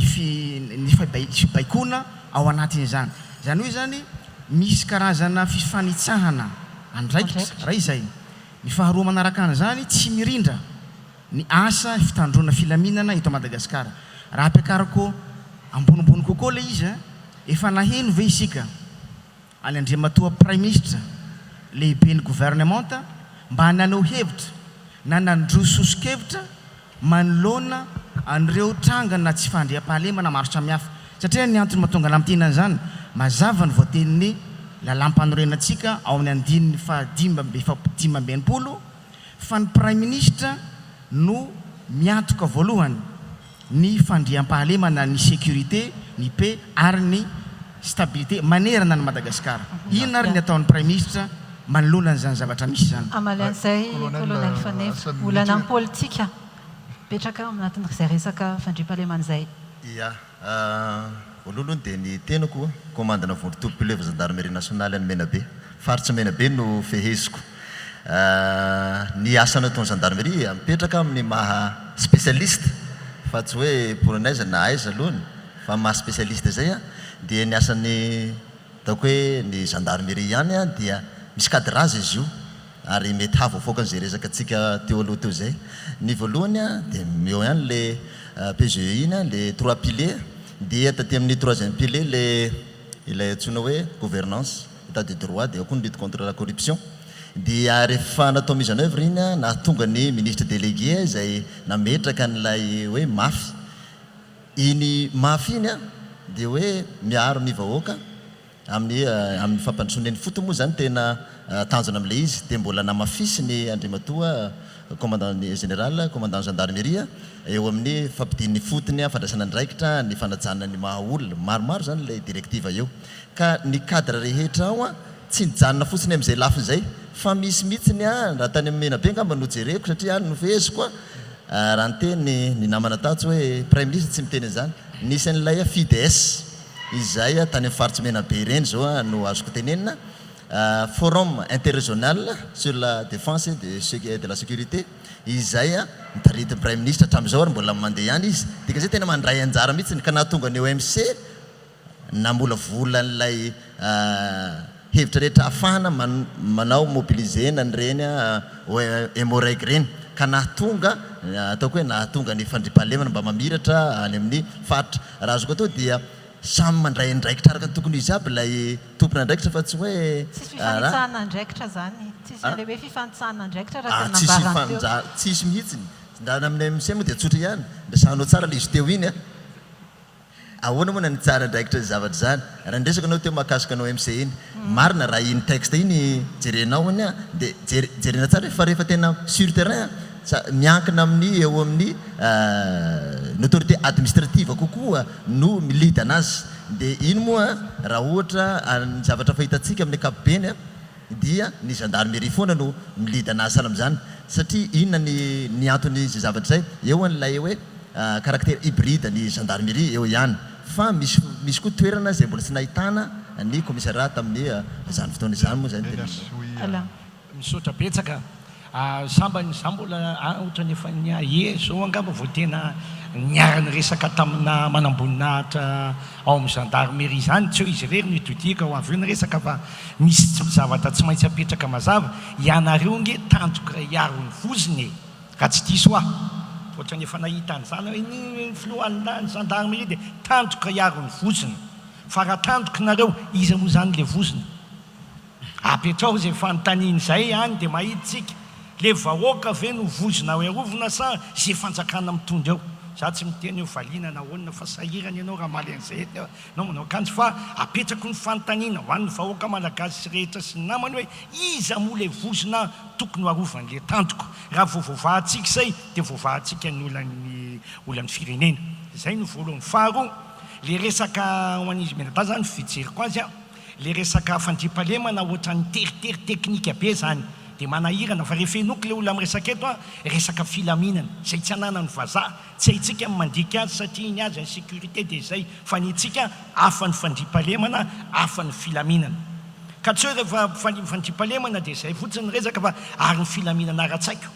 ary ny filaminana ara-tsakafo ary ny filaminana fanabeazako zany dia tafiditra ao amin'ny andraikitry ny olona mitondra firenena sy ny olona te hitondra firenena dia tsy maintsy zany no jereny hoe ahoana ny anaovana reto vahoaka atsika reto. Zay zany le tiako tenenina apitako an'le resaka satria androany no fety tsy dia anao ady hevitra masika loatra tsika azo atao ihany zany satria zay mirahalahy reto zao dia mifankahita tamin'ny dondresaka farany tao aminareo zay samy mpailalana honorable samy efa sénateur io zany ny laza tamiko mihitsy ianao tao anatin'ny ady hevitra ary nyefara tamin'ny mihitsy izy hoe ao ny archive hoe ny lalana MRN2 dia efa vita fa elanga manefa elany tsy tany voavany afaka omaly io honorable tena jereo le lalana vaka miteny ianao any fa tena mampitamatavy adiny efatra raha manana 4-4 adiny enina raha mandeha tomobile tsotra ary tamatavy Tananarivo adiny 12 vao tonga aty aiza le lalana namboarina izay tsy mety zay tsika inge hiaraka namboatra zavatra ny tanjony karaha fitahanao dia tsy afaka milaza amin'le vahoaka hoe mbola tsy vitany le lalanao zany tsy fanenjehana fa tena niaina koa mihitsy zany matoa miteny an'lizy eto ary resantsika amin'ny rahalahy tamin'izany fotoana zany za mangataka anao ataovy mafimafy ny feo fa tonga zao ny fahalalahana mifanekevitra andao amboarina ny lalana tompo fa mbola tsy vita. Ny premier ministre lehibe ny gouvernement dia mandray anjara tanteraka ao anatin'izany atao hoe fehikevitra izany ary adinonanga marahalahy satria teto amin'ny CCI vato no namolavolana n'ilay stratégie politique nationale miaraka tamin'ny force rehetrarehetra ny armée ny police ny gendarmerie mahakasika an'izany atao hoe fandriam-pahalemana izany tafiditra tao anatin'izany ny namoatsika an'ireny atao hoe ZES reny zone de défense stratégique rehetrarehetra eraky ny faritra ary izany dia anehoana fa misy ny politika ary misy ny fandrindrana azy nisy tao anatin'izay ny fanovana rafitra raha ny tafika ohatra no resahanao dia niova ny rafitra eo anatrehan'ny tafika izay ahafahana miimpliqué bebe kokoa ao anatin'izany atao hoe fandriam-pahalemana izany ary indrindra moa raha miresaka sécurité nationale ianao miaiky miaraka aminao ny polisy dia ho an'ireo zay sécurité urbaine ny gendarmerie ngamba ny voalohany tao anatin'ny tantara zany hoe nanana ministère zany ny gendarmerie izay fahavononana lehibe anomezana an'izany atao hoe fahefana ho an'ny gendarmerie any amin'ny fampandriana fahalemana ny ambanivohatra zany no hoe nomena ministère délégué ny gendarmerie malagasy. Raha nyresaka ianao no mahakasika an'izay ataontsika OMC nanazava ny rahalahy mais ya police et ya police zany hoe ao anatin'izay resaka police zay mety tsy voatery ilay police amin'ny maha sécurité intérieure azy no miresaka eo satria ny OMC dia ny chef district ny préfet no mitondra azy aloha amin'ny voalohany rehefa mandeha ny exécution dia izay lazay ny colonel hoe misy ny asa izay fandrindrana ary amin'ny akapobean-javatra dia ny gendarmerie foana no mitondra an'le izy ka aleo tsy disoina na eo ara lay mety ataontsika hoe texte fa misy ny atao hoe police dia lay resaka police ho resahana lay gestion de la société amin'ny akapobeany ahoana ny ahafahantsika migérer an'izay zavatra zay eo amin'ny lafin'ny administration sy eo amin'ny lafin'ilay mesure sécuritaire izay arahana miasa amin'reto rahalahy izay mpitandro ny filamenana ireto izay zany tsara ihany ny hitondrantsika fanamariana an'izay mahakasika an'le lalana rahalahy Alain Dremseza tamin'ireny fotoana ireny afaka nahita ianao ary ianao ihany koa miaiky fa raha natao adiny 4 ny lalana RN2 tamin'izany fotoana zany dia efa vitantsika tao anatin'ny adiny 8 lay ampahany mbola tsy vita tamin'ireny fotoana ireny io lay hitanao io izay efa na ny ministre ny travaux publics efa miteny hoe efa miroso ao anatin'izay fitadiavana sy fametrahana ny olona anatanteraka ny asa sika ary mahita an'ireny engin izay efa mipetraka anomboka ny asa reny eny eto Madagasikara manko manahirana ihany fa ohatrany hafahafa ty Madagasikara atsika ty ino moa tonga namitena an'izany satria nieritreritra ny herivelona ao anatin'izany zay mpanao politika hoe raha nomena département ministériel anankiray ny gendarmerie nomena département ministériel anankiray ny police dia nieritreritra zany hoe mba hiatsara kokoa ny fampiharana an'izay politique nationale amina fandriam-pahalemana na andrenivohitra na andrenivohitra akory moa ny agaganao fa mifanipaka amin'izay zavatra misy izao tsy miteny hoe izy rehetrarehetra fa misy ohatra ny faritra misy anao dia raiko manokana fa niova ohatra ny faritra misy an'ny colonel Faneva zao sy maro hafa fa raha amin'ny akapobeany no resahako eto tena lasa mirefarefa mihitsy ny fandraisana andraikitra afahantsika mampandry fahalemana ny malagasy ny solution na ny soso-kevitra ao ambadiky zany fomba fijeriny anay hoe saode mba tokony ho averina amin'ny laonany ny administration générale ny fitantanantsika na ny gendarmerie zany na ny police nationale zany hoe tokony hiverina any ministèrany atitany fomba fijery oa zany raha ohatra ka oaka mety hoe mandisy fanantenana ny vahoaka ihany le satria vahoaka resantsika eto zay mizaka nyzay conséquence ny tsy fandriam-pahalemana zay amin'ny alafiny anankiray taritiko lavitra kely ny adevitra hoe inona moa no mety vokany zany omaly fakomaly eo tsika niatrika ny fandraisana ny 5 amin'ny sommet ny COI teto Antananarivo raha jerentsika ny lahateny nataon'ireo filoham-pirenena sy ny chef d'état tonga teto fa tena mametraka ahiahy lehibe amina sécurisation na investissement amin'ny fomba ahoana moa ny eritreretantsika malagasy hanatanteraka n'ireny programme zay nresahan'ny président tamin'ny sommet ireny raha ohatra ka tsy afaka hametraka an'izay sécurité zay tsika na ho an'ny isam-batan'olona na ho an'ny mpandraraha na ho an'ny firenena amin'ny akapobeny normal ihany raha tsy hatoky antsika mpampiasa vola zavatra misy zany normal ihany isika malagasy raha tsy de misitraka loatra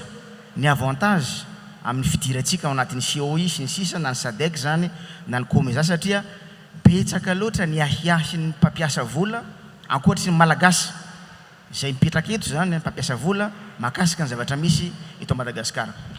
atsipiko fotsiny ny teny satria tokony andray fanapahan-kevitra amin'izany averiko foana ny prime ministre tsy tokony arovanareo izy tompoko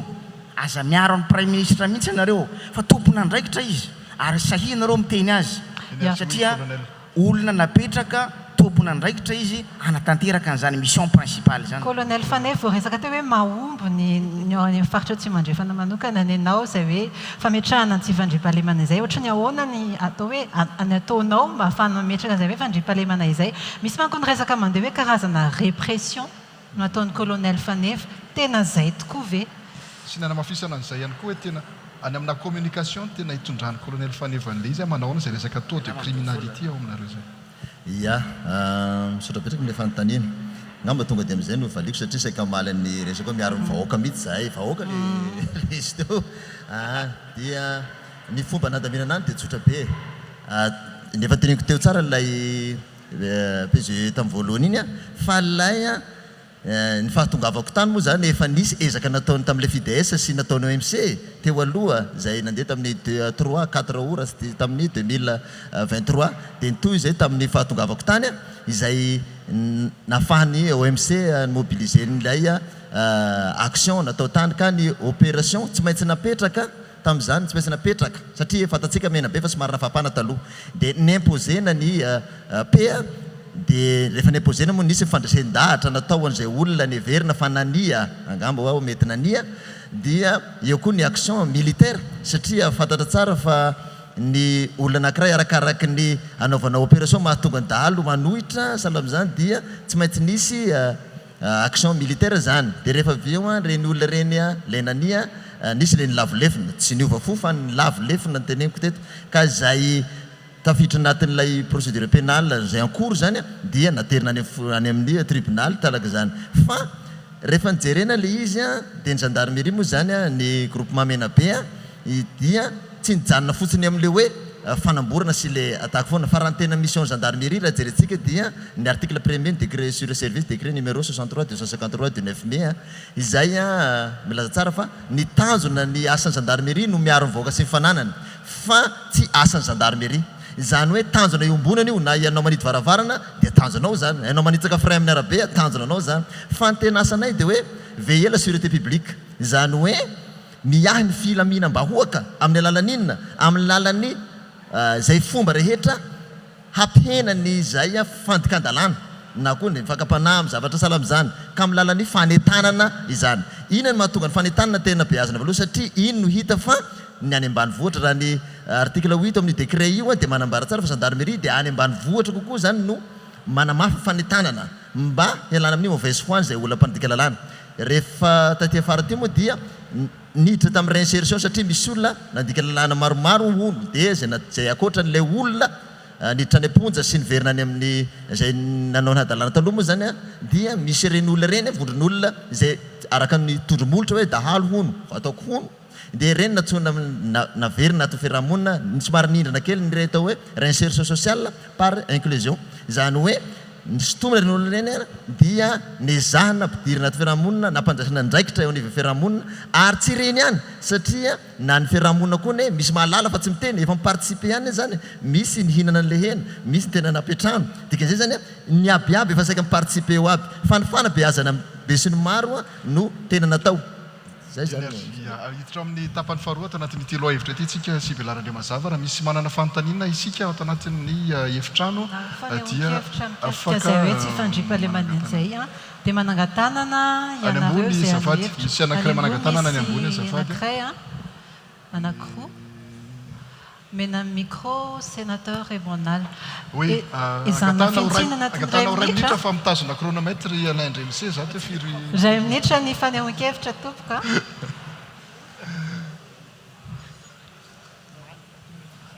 Manamafy ny fiarabana mena ny TV Plus na hatratra ny 10 taona. Iarahantsika rehetra mahalala fa ny don-resaka dia fanambarana teny anankiroa midona ny resaka. Zany hoe hevitra roa tsy mitovy entina hampandrosoana ny firenena. Etona tsotra be ny resaka fandriam-pahalemana ilazany tenana eto dia ny resaka tsy fandriam-pahalemana ambanivohitra tompoko. Akasitrahana katelemana ny tenanao colonel Faneva satria raha ny statistika raha ny resaka heno maripototra avy any mena be dia ny laminy mena be rehefa tonga tao ianao. Raha tsy ilesaka afa-tsy halatromby fotsiny ny tenanay. Maniry tompoko mba hisy colonel Faneva BDB ao amin'ny gendarmerie pirenena entina andamina ny Madagasikara. Makasitraka makatelina tompoko. Misaotra ny sénateur Raymond Nala amin'izay mbola misy manangatanana iray any ambony any. Ato ambany ato efa manangatanana raha ohatra mba nifainganantsika anazy. Ya. Efa misy anankiray koa manangatanana aty ambany. Faly miarahaba ny TV Plus. Député Tony avy any amin'ny district Antsaratanàna. Raha resaka voalohany indrindra faly miarahaba ny don-dresaka natratra an'izao fa 10 taona zao. Irina mba hisy don-dresaka foana mba ahafahana miroso bebe kokoa any amin'ny fampandrosoana. Resaka tsy fandriam-pahalemana any ambanivohitra no resahana satria raha ny district Antsaratanàna manokana dia resaka kidnapping no mampalaza an'izany district misy anay izany. Raha ny fijerinay ny olana mahatonga azy reny na ny mahatonga tsy fandriam-pahalemana dia olana ara-tsosialy zany hoe misy olana marary ny fiarahamonina malagasy lasa mifampitondra dahalo amina toerana maro dia mifamaly eo ka ninonino asa ataon'ny mpitandro filaminana tsotra fotsiny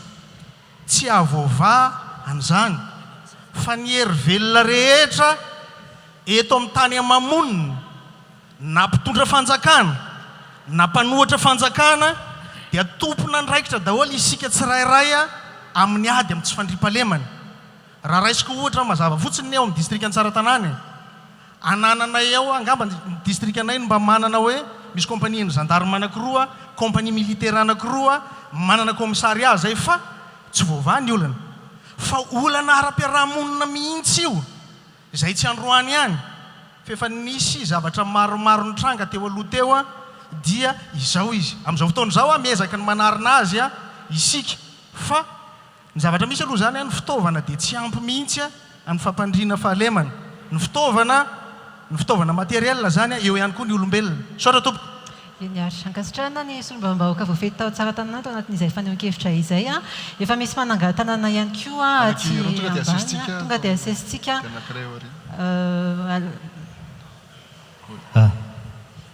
lalaina Razafin-Dralambo ao anatin'ny fiarovana ny zon'ny mpanjifa. Ny resaka tsy fandriam-pahalemana tena anisan'ny sujet tena mafy indrindra eto amin'ny tany sy ny firenena. Ny any ambanivohitra moa fanresahan'ny izay nandray fitenenena teny hoe efa manomboka amin'ny lamina mahondro fa ho anay eto andrenivohitra raisitro ohatra tompoko ny eto Antananarivo mijoro aho zany eto ny amin'ny mamponina ny vahoaka n'Antananarivo ahako amin'ny fokotany fa ny zavatra misy eny anivon'ny fokotany a eto Antananarivo tompoko a dia mirongatra dia mirondraka ny alabotry iesaky ny fokotany.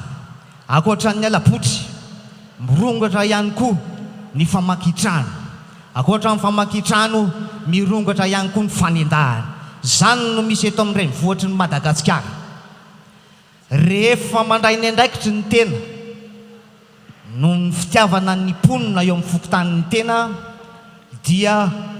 miesaka manao ny organisation fa misy foana ny indrokely ny sakasakana madinidinitra raha iteny ianao ohatra amina filoha fokotany anankiray no hoe andao atsangana ny sécurité isaky ny fokotany a ny mampagaga anay tompoko teny hoe makany amin'ny chef district. Ny fanontaniako mipetraka zany ho atsika tompona andraikitra teny hoe afaka alalahana ve tompoko ny fandraisana andraikitry ny olo-pirenena tsirairay avy eno anivon'ny fokotany. Misaotra indrindra. Izana fintsinina anatin'iray minitra foana tompoko ilay fanehoan-kevitra. Ao aoriana misy anankiray dia avy eo atsy amin'ny Clémence nanangan-tanàna ihany koa.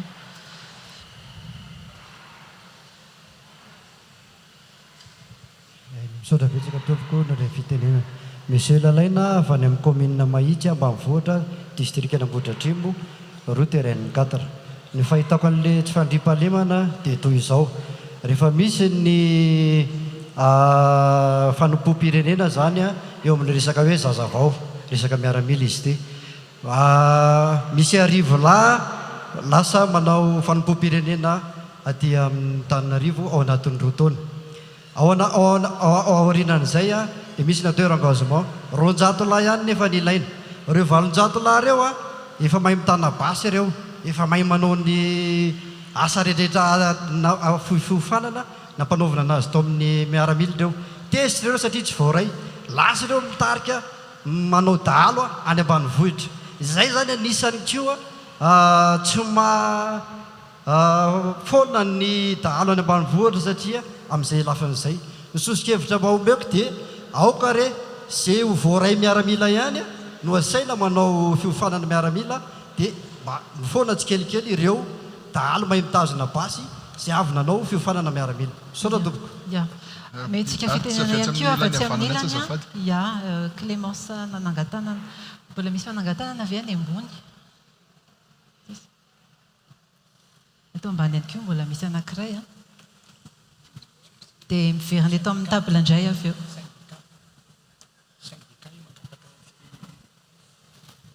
Ihany tompoko, miarabantsika rehetra tao anaty efitrano. Ny loha hevitra voalohany teo moa mikasika ny resaka fahalalahany asa fanaova gazety a dia mamela isika namakimaky publication teto a dia nahita publication ny Fernand Sello izay miombo tanteraka moa amin'ny namana Fernand Sello manoloana ny antso-zay izay mahazo azy ankehitriny a fa publication tamin'ny 2023 izy ity tamin'ny 6 avril dia miteny izy hoe tapitra ihany ozy mandat fa tsy hitakory ilay fiara 4x4 mandeha anaty rano a sy ny ambony tendrombohitra ary tsy fandriam-pahalemana ozy tena mamay efa isan'andro. Zay ngamba ny angako kely ao anatin'ilay iray minitra izay ananako a dia sady miraba ny TV Plus sy ny tondresaka ihany koa amin'izao fahafolo taona izao hoe marina tokoa be dia be ny fampanantenana natao sady io naniny voaresaka iny ny resaka 4x4 mandeha anaty rano tendrombohitra sy ny sisa fa ny drone koa dia tsy andany ny be dia be a dia nefa ny mijanona foana ho fampanantenana izany ary isitonako ny saitsika maromaro tsika ato ny olom-boafidy a indrindra ny olom-boafidy miaraka amin'ny fitondram-panjakana dia ngamba ny andrasan'ny vahoaka amintsika dia ilay fahasahiana amin'ny teny rehefa misy zavatra hita fa tsy tanteraka tahaka izany fampanaterana be dibe zany a nefa izao tsika efa miditra ao anatin'le mandafaharoa dia akoatran'izay mba misolo tena kely ihany koa ny mponina Antananarivo ny vahoaka malagasy sasatsasany ngamba ny marobe ngambany sy ataoko hoe sasatsasany ny amin'ny hoe lojika raha mipetraka ny tsy fandriam-pahalemana satria ireo mpitandro filaminana dia alefa mitangorona miandra ny tokotaninay eo amin'ny tanàna Antananarivo izay tsy hita hoe inona ny ambesana an'io parvi io isan'andro makasitraka faneo-kevitra anankiroa sisa anao-drasantsika ato amin'ny syndicat dia anankiray ariariana ry azafady zay sisa andraisitsika misoratsika akavanana azafady ray ariarina indrindra ry dia ray aty aloha indrindra ry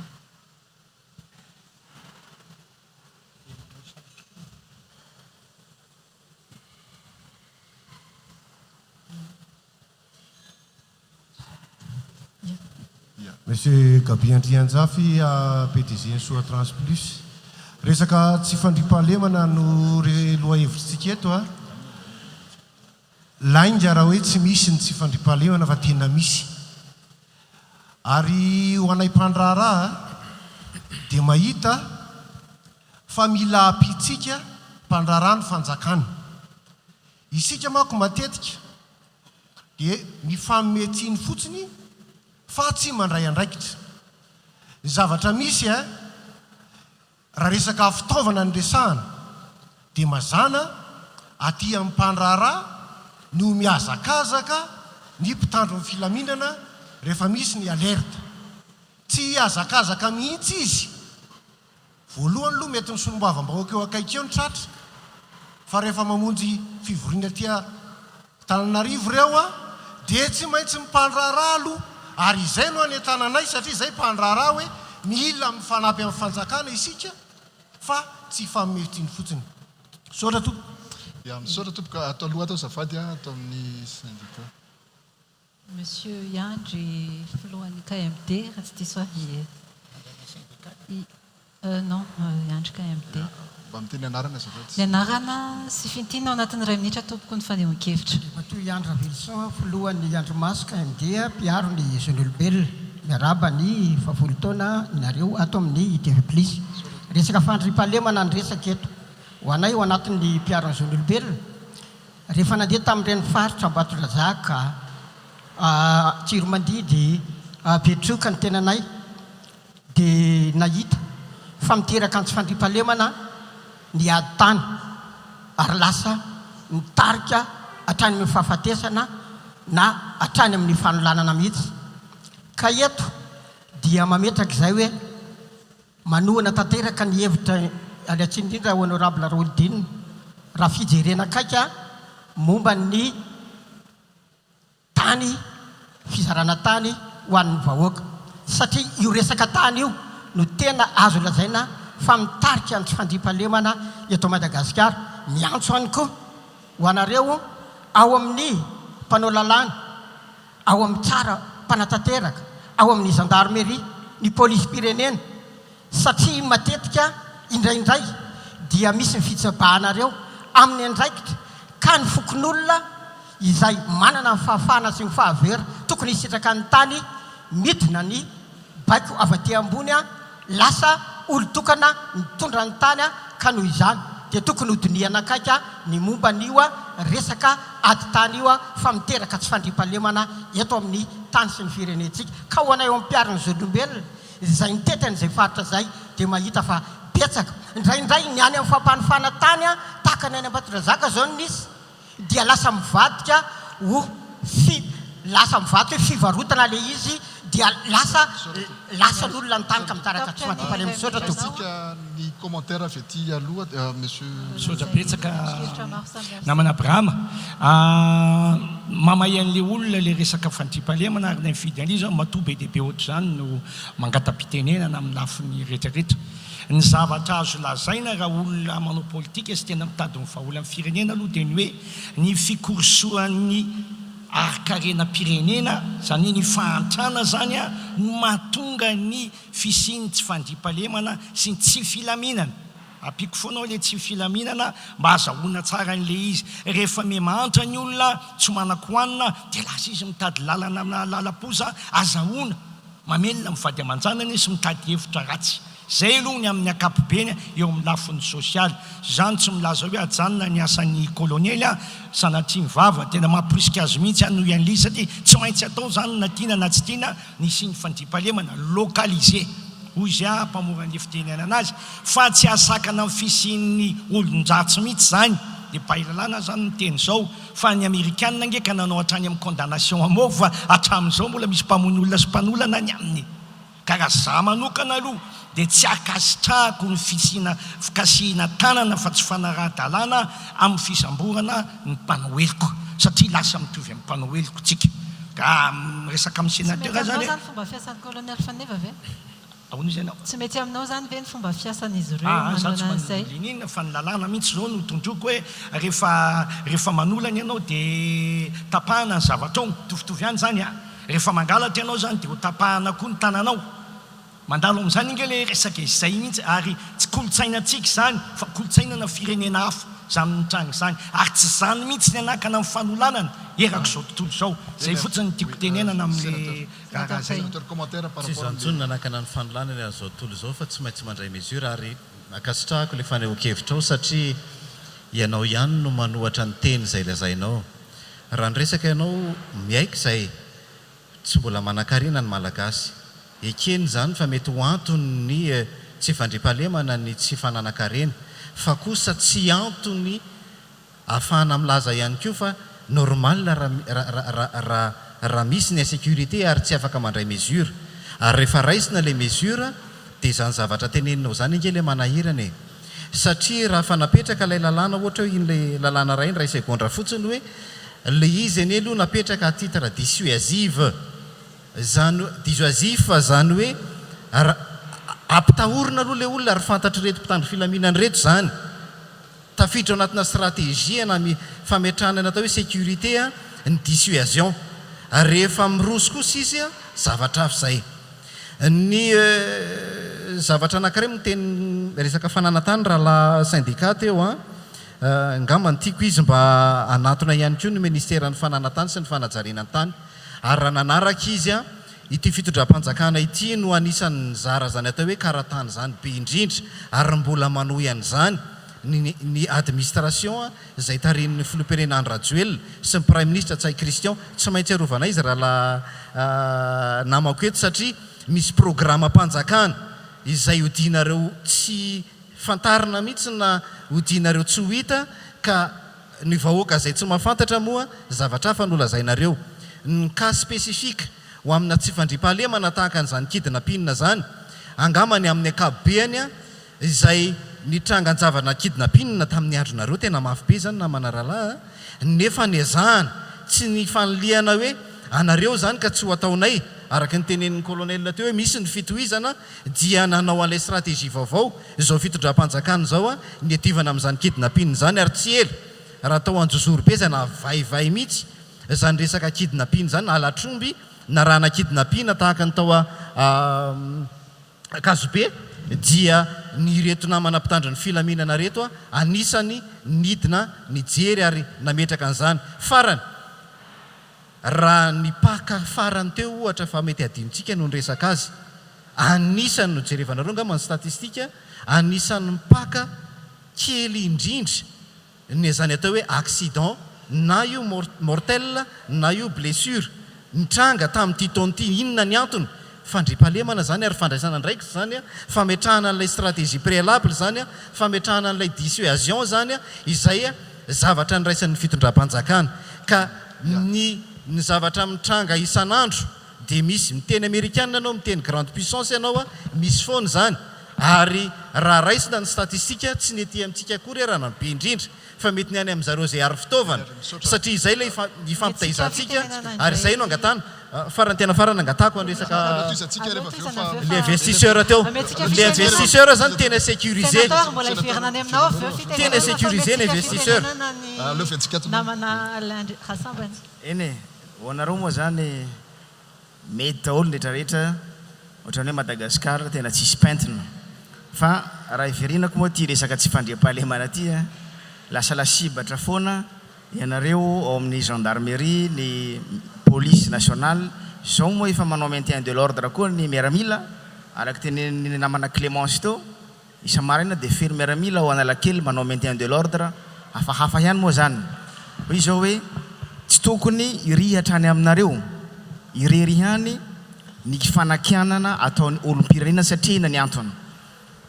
io resaka fandriam-pahalemana na tsy fandriam-pahalemana io dia politique nationale io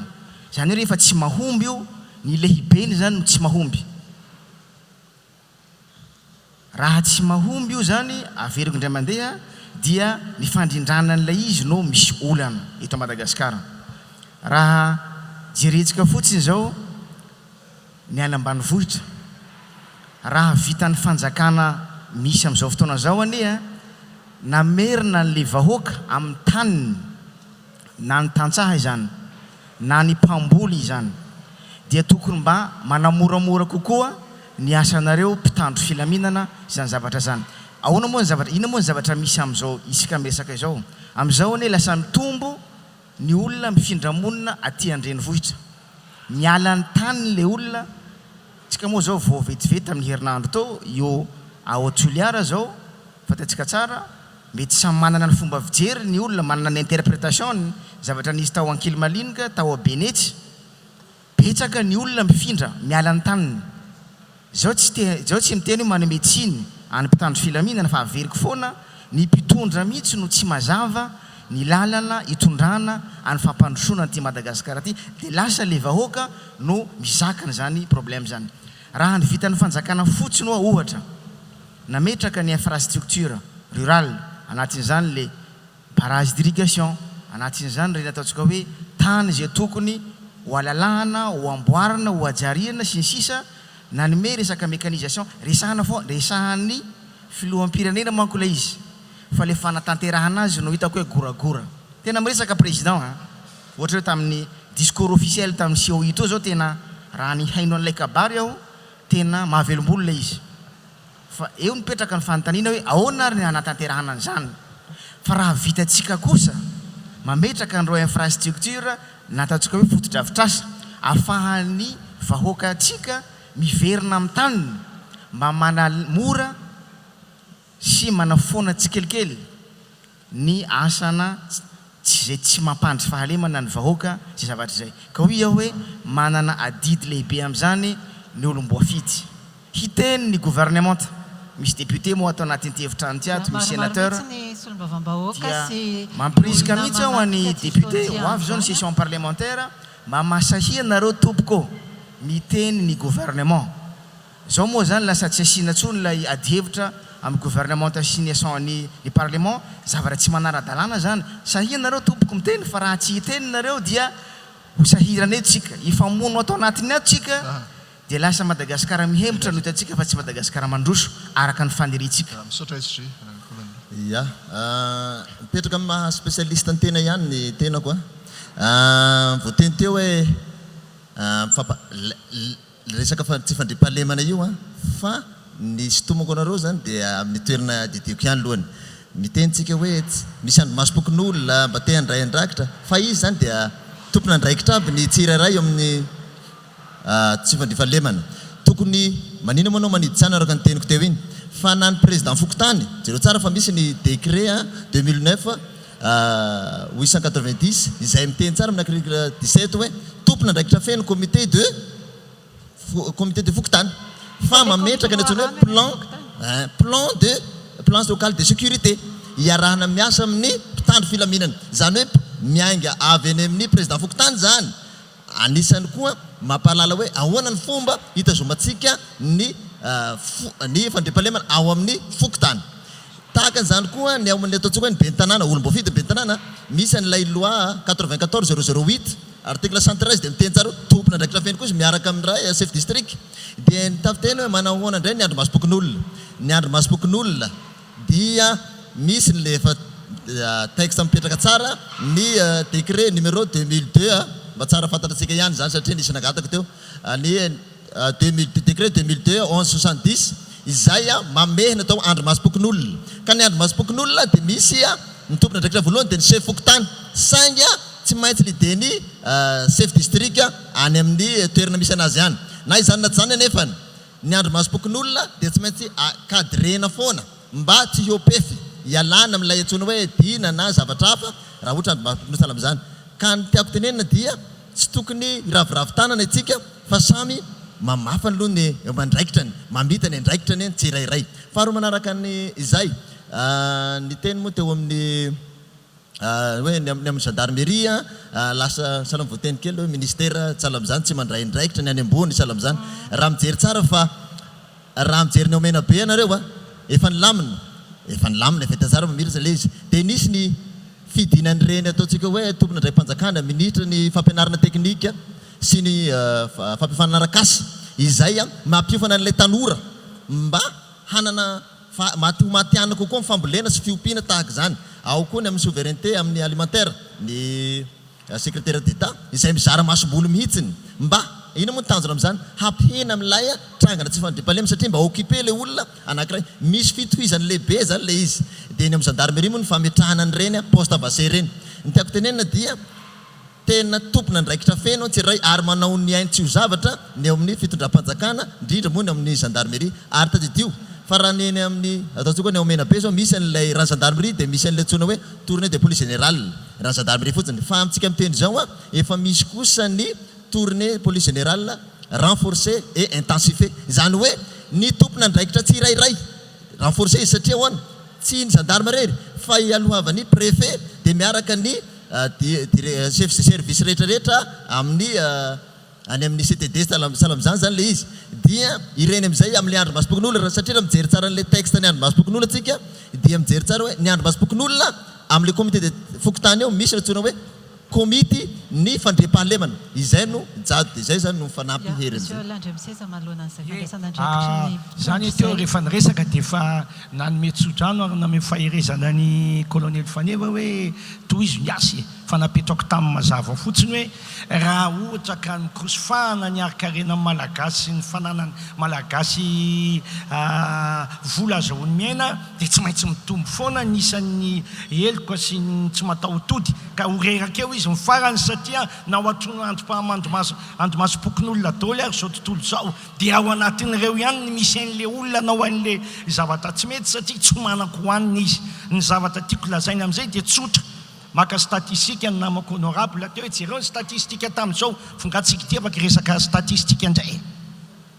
nareo milaza fa tsy ekena raha ohatra ka lazaina faramanitra ny kiasy ozy ny banque mondiale nareo milaza fa tsy ekena raha ohatra ka miteny fa 10 tamin'ny 20 ny misy amin'ny Madagasikara fa 100 tamin'ny 4 ny kiasy amin'ny fahalalahany io ary amin'izao fotoan'izao izy fa 113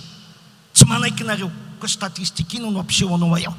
keo mazava ho azy amin'izany fa tsisy resaka statistika fa resaka daly zany statistika izany tsetsatreta tsy aritry ny ahiny zay ny tiako tenenina voalohany fa ny arahana azahoana amin'ny resaka sy mampiadevitra hoe ahoana ny azahoana manatsara aloha mandra-pahatonga ny fotoana ny fisian'ny filaminany malagasy zay dia resaka hafa atao zany vonony zay ny resaka an'izany raha zany natao ahoana ny araha amin'ny resaka manao an'izany anareo nge tsy mbola nitady mimpanohitra hoe sao dia misy hevitra misy azo atao any aminareo hoe tsisy an'izany teto amin'ity fireneny ity ialako tsiny ka tokan'izany tompona andraikitra tanteraky nareo amin'ny fikorosofahany fiainany malagasy tsy azo lambony zany zay ny zava-misy azaonareo ary milaza miteny mialatsiny manon'olona ozynareo hoe raha 100 euro anie dia 500 000 ariary zany amin'ny tsy mahazy na efa lasa 600 000 ariary mbola tsy totongana ny vola gasy minioantsika amin'ny resaka io satria lasa efa 5 000 zato mahery izy tsika amin'ny resaka io dia ozy hoe izay fitotongona ny zavatra zay izay ny mahatonga an'le fahantrana sy fisian'ny olona marobe manjary miady amin'ny anoanina ka mangalatra zay ny resaka ny tena marina tsy manana zavatra ho amboarantsony nareo raha tsy mitsongoloka an'izay fahoriana sy ny zavatra tsy mety amin'ny akapobeny eto amin'ny firenena zay no mbola mampijoro anareo fa raha ianareo no antanina hoe inona ny hevitra nareo nareo tsy manana manoloana an'le hoe eo ary nareo milaza fa inona moa ny zavatra zay hitondrana an'ity fireneny ity dia tsy fantatra nareo akory hoe misy zany atao hoe politique générale de l'état zany misy zany tompoko fa tsy hoe tsy misy izany no ahafahana mitondra an'ilay firenena dia amin'ny alalan'izay tsika no mandinika sy mifampiresaka raha miresaka ny atao hoe hifanatona nareo sy hifampiresaka dia izahay tompoko dia niteny foana hoe malalaka ny fanatonana malalaka ny fampiresahana, misy ny parlemanta anankiroa, misy ny sehatra tahaka an'izao zavatra ataontsika izao a, ka tsy tady sehatra hafa akoatran'izay efa noforon'ny lalàna sy napetraky ny lalàna itsika ifampiresahana. Ny mihoatra n'izay a dia manao karazana demokrasia sauvage sy zavatra zay a mihoatra n'izay tokony atao. Misy ozy atao ny fahalalana amin'ny lafiny ara économique satria mbola tsy hely zahay tao amin'ny parlemanta dia nandaniny atao hoe zone économique na eo amin'ny lafiny eto toerana na eto amin'ny lafiny ho an'ny Afrika zany a, dia nisy an'izay a fametrahana an'izay a sécurité d'investissement zay akoatran'ny fametrahana n'ilay atao hoe code d'investissement vaovao, sécurité daholo zany rehetrarehetra zany a, izay a ahafahantsika miroso ary milalao ao anatin'izay a fandrarahana na nasionaly na internasionaly izay. Le izy moa tsy hoe anareo no nanao azy dia tsy fantatrinareo na indraindray mety efa sangisangina entinao teo hoe efa solasola ihany aloha dia mety adinodino le izy hoe efa misy zavatra ohatran'izany nge mbola vaovao e, fa zavatra azo mbola azo jerevana tsara zany a ao anatin'ny archive ozy izy ianao a dia mbola azo jerevana tsara ao anatin'ny archive zany a. Ny fanirinay dia tsotra ny hoe hitovy fijery, tsy hitovy ara-politika fa hitovy fijery amin'ny fiarovana ny tombotsoan'ny firenena. Ka rehefa mahakasika ny Madagasikara ny zavatra atao a daore na ianareo manohatra ny fitondram-panjakana, indrindra moa izahay manohana ny fitondram-panjakana dia mba hitovy fijery ary hitovy fomba fiteny hoe tombontsoan'ny Madagasikara zany, zavatra fanao zany amin'ny firenena mandroso rehetrarehetra. Rehefa ny tombontsoan'ny firenena, rehefa ny tombontsoan'ny vahoakany no resahana sy voakitika dia miombon-kevitra daholo ny rehetrarehetra fa tsy misy anankiray manao volo manao randrana. Ka izany mba fanirina sy angatahana amintsika rehetrarehetra amin'ny mahamalagasy. No isaorantsika n'ireo vahiny izay vao mamonjy antsika n'izao fotoana izao a, mbola hitondra fanamariana fohy ve namana lerana samy mba mahakasika izay voaresaka teo zay. Na fotsy zany tiako apetraka ho anareo le mitondra mba mahaiza misintona ny zavatra tsara teneninay fa tsy le lafiratsiny foana no andraisantsika n'le izy. Resaka tsy fandriam-pahalemana moa resantsika teo a, betsaka ny sosokevitra nomeko zao teo dia mba raiso raha azo tanterahina satria tombotsoa imbonana zany. Faharoa manaraka an'izany tiako tsy pehana kely fotsiny satria voaresaka foana ny fokotany. Ny fokotany any retoboka tsy manana fahefana, tsy ampy ny hoenty manana ahafahany miatrika ny olana misy eo amin'ny fokotany na amin'ny lafiny tsy fandriam-pahalemana zany na amin'ny lafiny fampiroboroboana, ny lafiny ara-tseokarena sy ny lafiny ara-tsosialy. Ny sosokevitra ihany narosonay HVM andresahako eto tamin'ny fotoan'androny hoe maninona antsika retoboko raha mba miady hevitra ahafahantsika manova ny firafitsy ny vondrom-boaka paritra tsy nizara-pahefana na ny collectivité territoriale décentralisée. Aleo ampidiritsika ao anatin'ny CTD ny fokotany,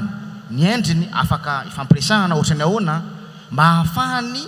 président sy ny mpiara-miasa manana fahefana voalohany, manana moyen ahafahany miatrika ny zavatra misy eto. Manahirana ny mieritreritra hoe misy tondra-drano ao anatina fokotany anankiray na ny président fokotany tsy misy na koveta anankiray ahafahany mandraoka rano ao anatin'ny birao fokotany ao. Zany ve fampandrosoana eritreretika ka hoentiko fotsiny le sosokevitra satria afaka miroso amin'izany tsika raha any fotoana afahantsika manova ny lalam-panorenana afaka aroso zany fa mbola averiko foana tsy mety retompoko ny fanatanterahantsika ny politika mahakasika ny fandriam-pahalemana na atao anatiny indrindraindrindra moa zany. Amin'izao moa tsika efa mikisaka kely satria efa vohitsika ilay resaka réforme na secteur na sécurité. Zany hoe tsika tokony efa miala anatin'ny fampandriana fahalemana atao anatiny fa mba tokony hojeretsika amin'izay ny sécurité amin'ireo le zone côtière sy ny zone maritime zay anisany be otrikarena nefa tsy haitsika ny mitrandraka azy ireny. Metsika fitenenana farany ny anangamba ny tsotra be resaka insécurité a resaka karazana rapport de force izy io raha toa ka be dia be le tian'le sécurité amin'ny alalany hery eo am-pelantanany izy moa zany ny ereo dia ny force de l'ordre moa zany voalohany indrindra ka betsaka iny a dia mety misy le sécurité fa raha maro be kosa nefa no mankahala ny tsy fandriam-pahalemana izy moa zany fa le olona hanateraka ny fandriam-pahalemana iny dia hiteraka ny sécurité itsika zany teny hoe tian'ny fandriam-pahalemana ny mpitandro filaminana maro mitsehatra eny marobe no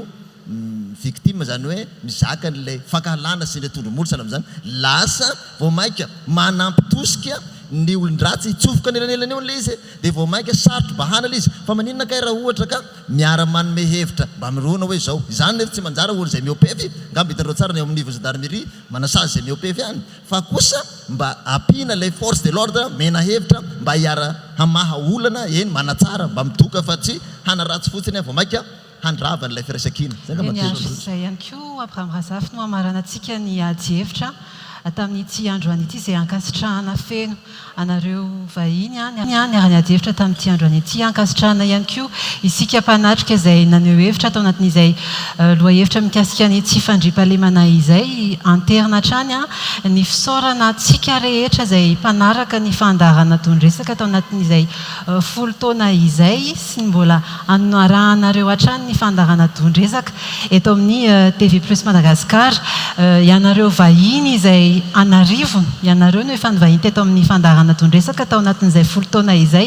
sy mbola ankasitrahana anareo hatrany sy mbola nentanana tsika rehetra ivahiny ao anatin'izay fandarana tondresaka izay tsy adinany koa ny mpanoana ny fandarana Abraham Razafy tahaka ny Nescafé izay manoatra ny zava-pisotro an'ny vahintsika sy ihany koa ny papiakanjo ny tenako isoaranty melohan'ny dirantsika ao anatin'izay hoe fety izay satria efa sasamy andro ny vahintsika n'ity andro an'ity hiditra ao anatin'ilay hoe fanapahana gâteau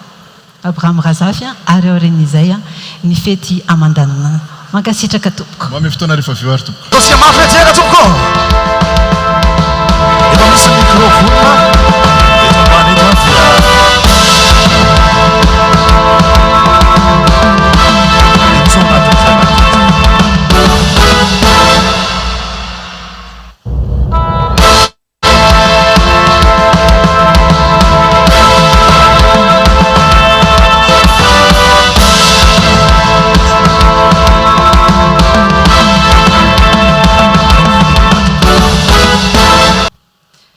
ia voalohanteny dia miarahaba antsika rehetra magnano ny akory mbarakaly zay moa no fiarabana any amin'ny faritra Vatovavy androany dia andro manatantara ho an'ny fandaharana tondresaka fandaharana nandritry ny folo taona raha ny endrika ety ivelany dia ny hevitra no ny fandono fa tsy ny olona ary eto dia miarahaba any TV Plus Madagascar izay mamela iarahaba manokana an'Andriamatoa filoha lefitry ny antenimieran-doolona izay flotale général ny TV Plus Madagascar Andriamatoa Nicolas Rabemananjara amentsika tehaka ny TV Plus sy ny filoha tale général tompoko lahy sy tompoko vavy isoratsika Andriamanitra satria dia nanome folo taona ahafahana nizarany soa nizarany tsara tamin'ny alalan'ny fandaharana tondresaka ny andro androany dia 3 Mai zay andro ankalazana ny andro maneran-tany amin'ny fahalalan'ny asa fanaovan-gazety mifandrindra amin'izay ihany koa moa ny fankalazana eto dia amin'ny anaran'ny ministera ny serasera sy ny kolotsaina no iarabana ny mpanao gazety rehetra manerana ny Madagasikara tratry ny andro androany izay andro maneran-tany ho an'ny fahalalan'ny asa fanaovan-gazety omentsika tehaka ny mpanao gazety rehetra manerana ny Madagasikara ny andro ny 3 Mai ihany koa dia atsiarovana andreo mpanao gazety rehetra lavo teo am-perinasa na ho an'ny Madagasikara izany na manerana n'izao tontolo izao izay iraisan'ny mpanao gazety rehetra hina amin'ny mpanao gazety manerana any zao tontolo zao. Mety tsy ho vitany hoe anao fahanginana fa kosa mangataka ny tsirairay mba hatsiaro any am-po fa asa masina ary maro ireo mpanao gazety lavo teo am-panatanterahana ny asany. Eto ihany koa dia mitodika manokana amin'ny ianareo menada ny dondresaka dia raha ny endrika ety ivelany araka ny lazaiko teo dia voalohany raha mijery an'izy menada eto dia voalohany aloha voaja ny miralenta satria sady misy ny mpanentana lehilahy no misy ny mpanentana vehivavy. Ny fandaharana ihany koa dia nampiaina ny sotoavina malagasy izay sotoavina andriantsika sy ajaitsika dia ilay hoe ny hevitra no miady fa tsy ny olombelona. Tao anatin'izay 10 taona izay dia nitondresaka raha tadidiavako azy mety mitovy amiko isika rehetra ato anatin'ity hevitrano ity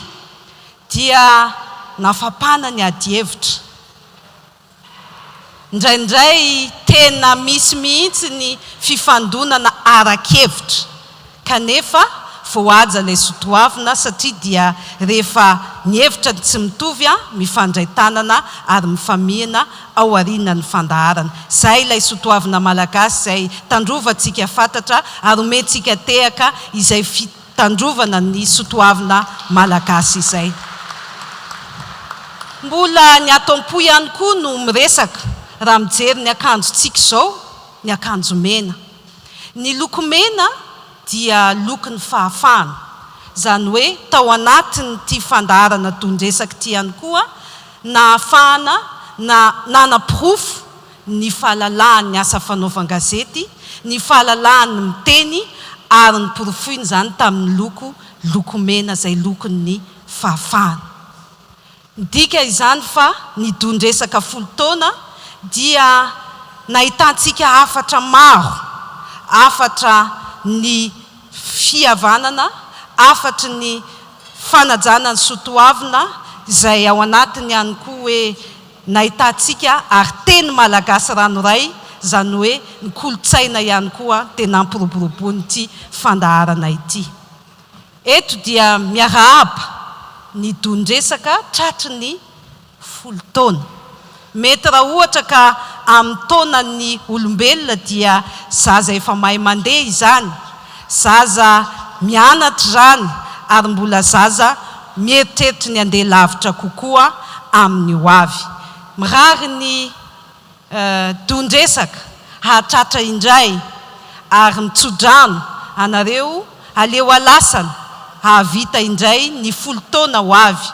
Misy ray aman-dreny ara-panahy izay moa miteny hoe raha 10 taona ny ainana dia mangatà indray ny 10 taona ho avy fa tsy araky ny tenin'ny sénateur tahina hoe 10 taona irina ny 10 taona irina ny 10 taona ho avy ary engane ianareo atateraka hatrany ny adidy masina amin'ny fampitana hafatra.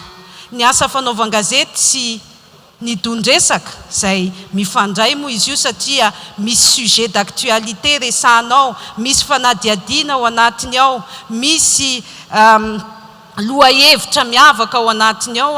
dia izy ireo no nampita izay dia ny irina sy ny angatahana dia nohizanareo an'izany asa masina zany. Tsy mora izany satria dia iaramanana ary ny asa fanaovan-gazety eto Madagasikara dia tsy fampitana fotsiny vaovao fa ao anatin'ny andraikitry ny mpanao gazety ankehitriny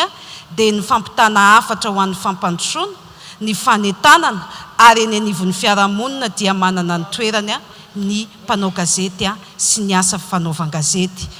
Mirary ianareo anana ny soa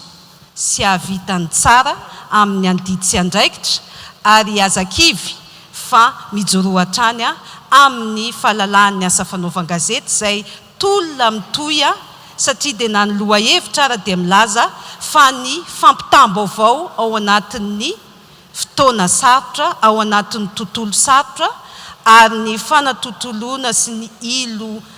ilotsaina artifisialy dia ampiarintsika hoentintsika amin'ny lafiny mahatsara azy. Tompoko lahy sy tompoko vavy, satria tsika anao fety tsy ho lava ny teniko fa dia mitsodrano anareo avita soa sy avita tsara indray ny folo taona manaraka, ary mirary ny TV Plus izay teo akaiky ny isa-tokantrano, mitsidika ny isa-tokantrano, mamalifaly ny isa-tokantrano, mizara vaovao ny isa-tokantrano, havita trany an'izay adidy izay, ary miarahaba manokana n'Andriamatoa flota le generalin'izany TV Plus zany ho salama, havita trany ny asa zay tanterahany. Misaotra Andriamatoa vice-président ny Sénat, miangavy anao mba handroso ety aloha satria dia masina sy lalina loatra ny asa vitanao, ary ny tenako mahasamijoro vavolombelona fa isan'ireo niara dia tamin'ny mora sy tamin'ny sarotra, ary nampianarina tamin'izany atao hoe fitiavan-tanindrazana sy ny fijoroana hatrany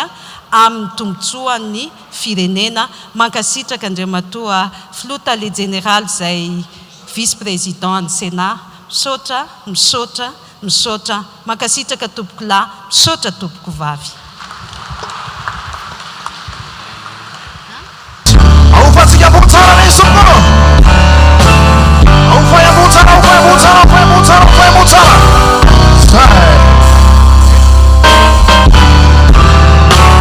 Satu miaraka mirsika tokono.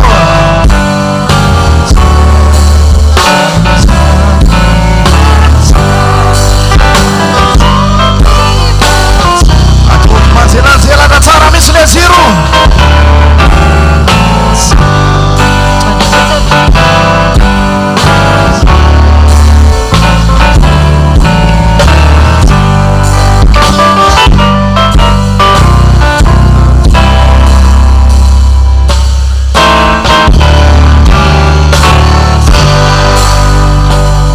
Miaraka tunakurana mabetsika na tuplasa mkufami sote ito anatin'ny fanapahana ny mofomamy efa iny ny micro iny amin'njaka andreo mahery iny amena ny sivelana iabra am'razafy de izy mianadanga mba no hitondra ny fitenenana amin'ny fanapahana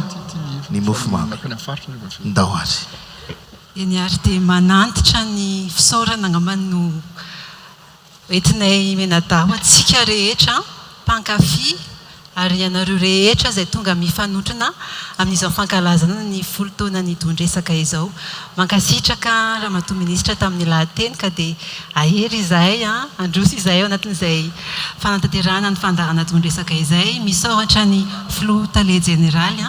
misaotra ireo vahiny rehetra izay efa nivahiny ary mbola hivahiny ao anatin'ny fandarana dondresaka. Misaotra antsika mpankafy ary tsy adiny ihany koa, misaotra ihany koa ngamba ny Mamela Abraham, misaotra ny ankohonana satria ao anatin'izay asa fanaovan-gazety izay dia sarobidy ihany koa ny fanohanana ny ankohonana anatin'izay. Tsy haiko raha mbola misy ampiny Abraham Brazavy. Antirina ngamba izay fisaorana izay sy Belandre Mazava, Monsieur le PDG, Madame la Ministre, isika rehetra izay manatrika etona, isika rehetra izay manaraka ny zao lanonana izao dia antirina avokoa izay fisaorana izay izay rehetra ny fahiny. Tato anatin'ny fandarana dia isaorana avokoa dia hotratry ny arivo taona manaraka indray ny TV Plus Madagasikara. Angatahana satria tsy izahay Menadarery no mpanolotra ny dondresaka fa araka nambara teo misy any Zorabarjona, Zakandriamahery efa eto akaiky eto, Mikarandrimbolaza, Mamtinandrimbololona, Fitiavana Dony, Arfid Rakotomanal, Romy Armanana, efa mpiara-manentana ny dondresaka avokoa mba hiaraka ho eto amin'ny fanapahana miaraka aminay eto.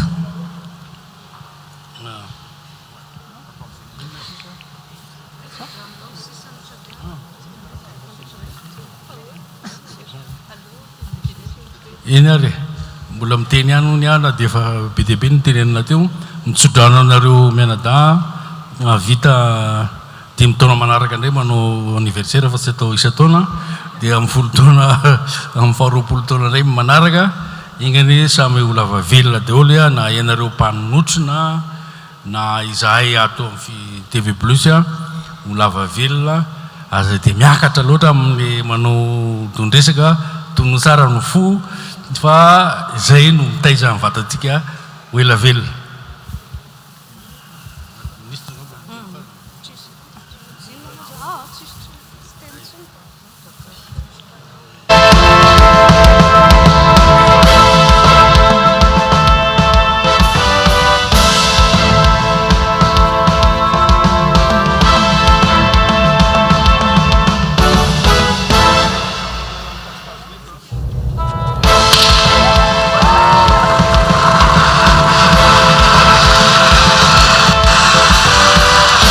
Zaletreka ho antsika mpanatrika soratoko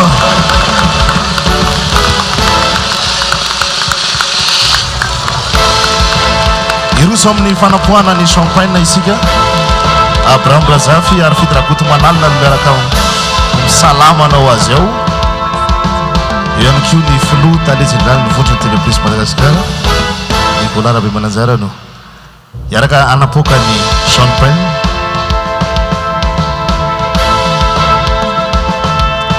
mino fa rehefa mipoka io dia mamiaraka mioraka kositsika mba ho fankalazana ny fahafolotona hitondresaka isa roatselo aizana orana tompoko sotra tompoko irosa ao anatin'ny fandombera kely fotsiny nga amintsika aloha zany zao a ho an'reto ekipa nitondresaka rehetrarehetra ireto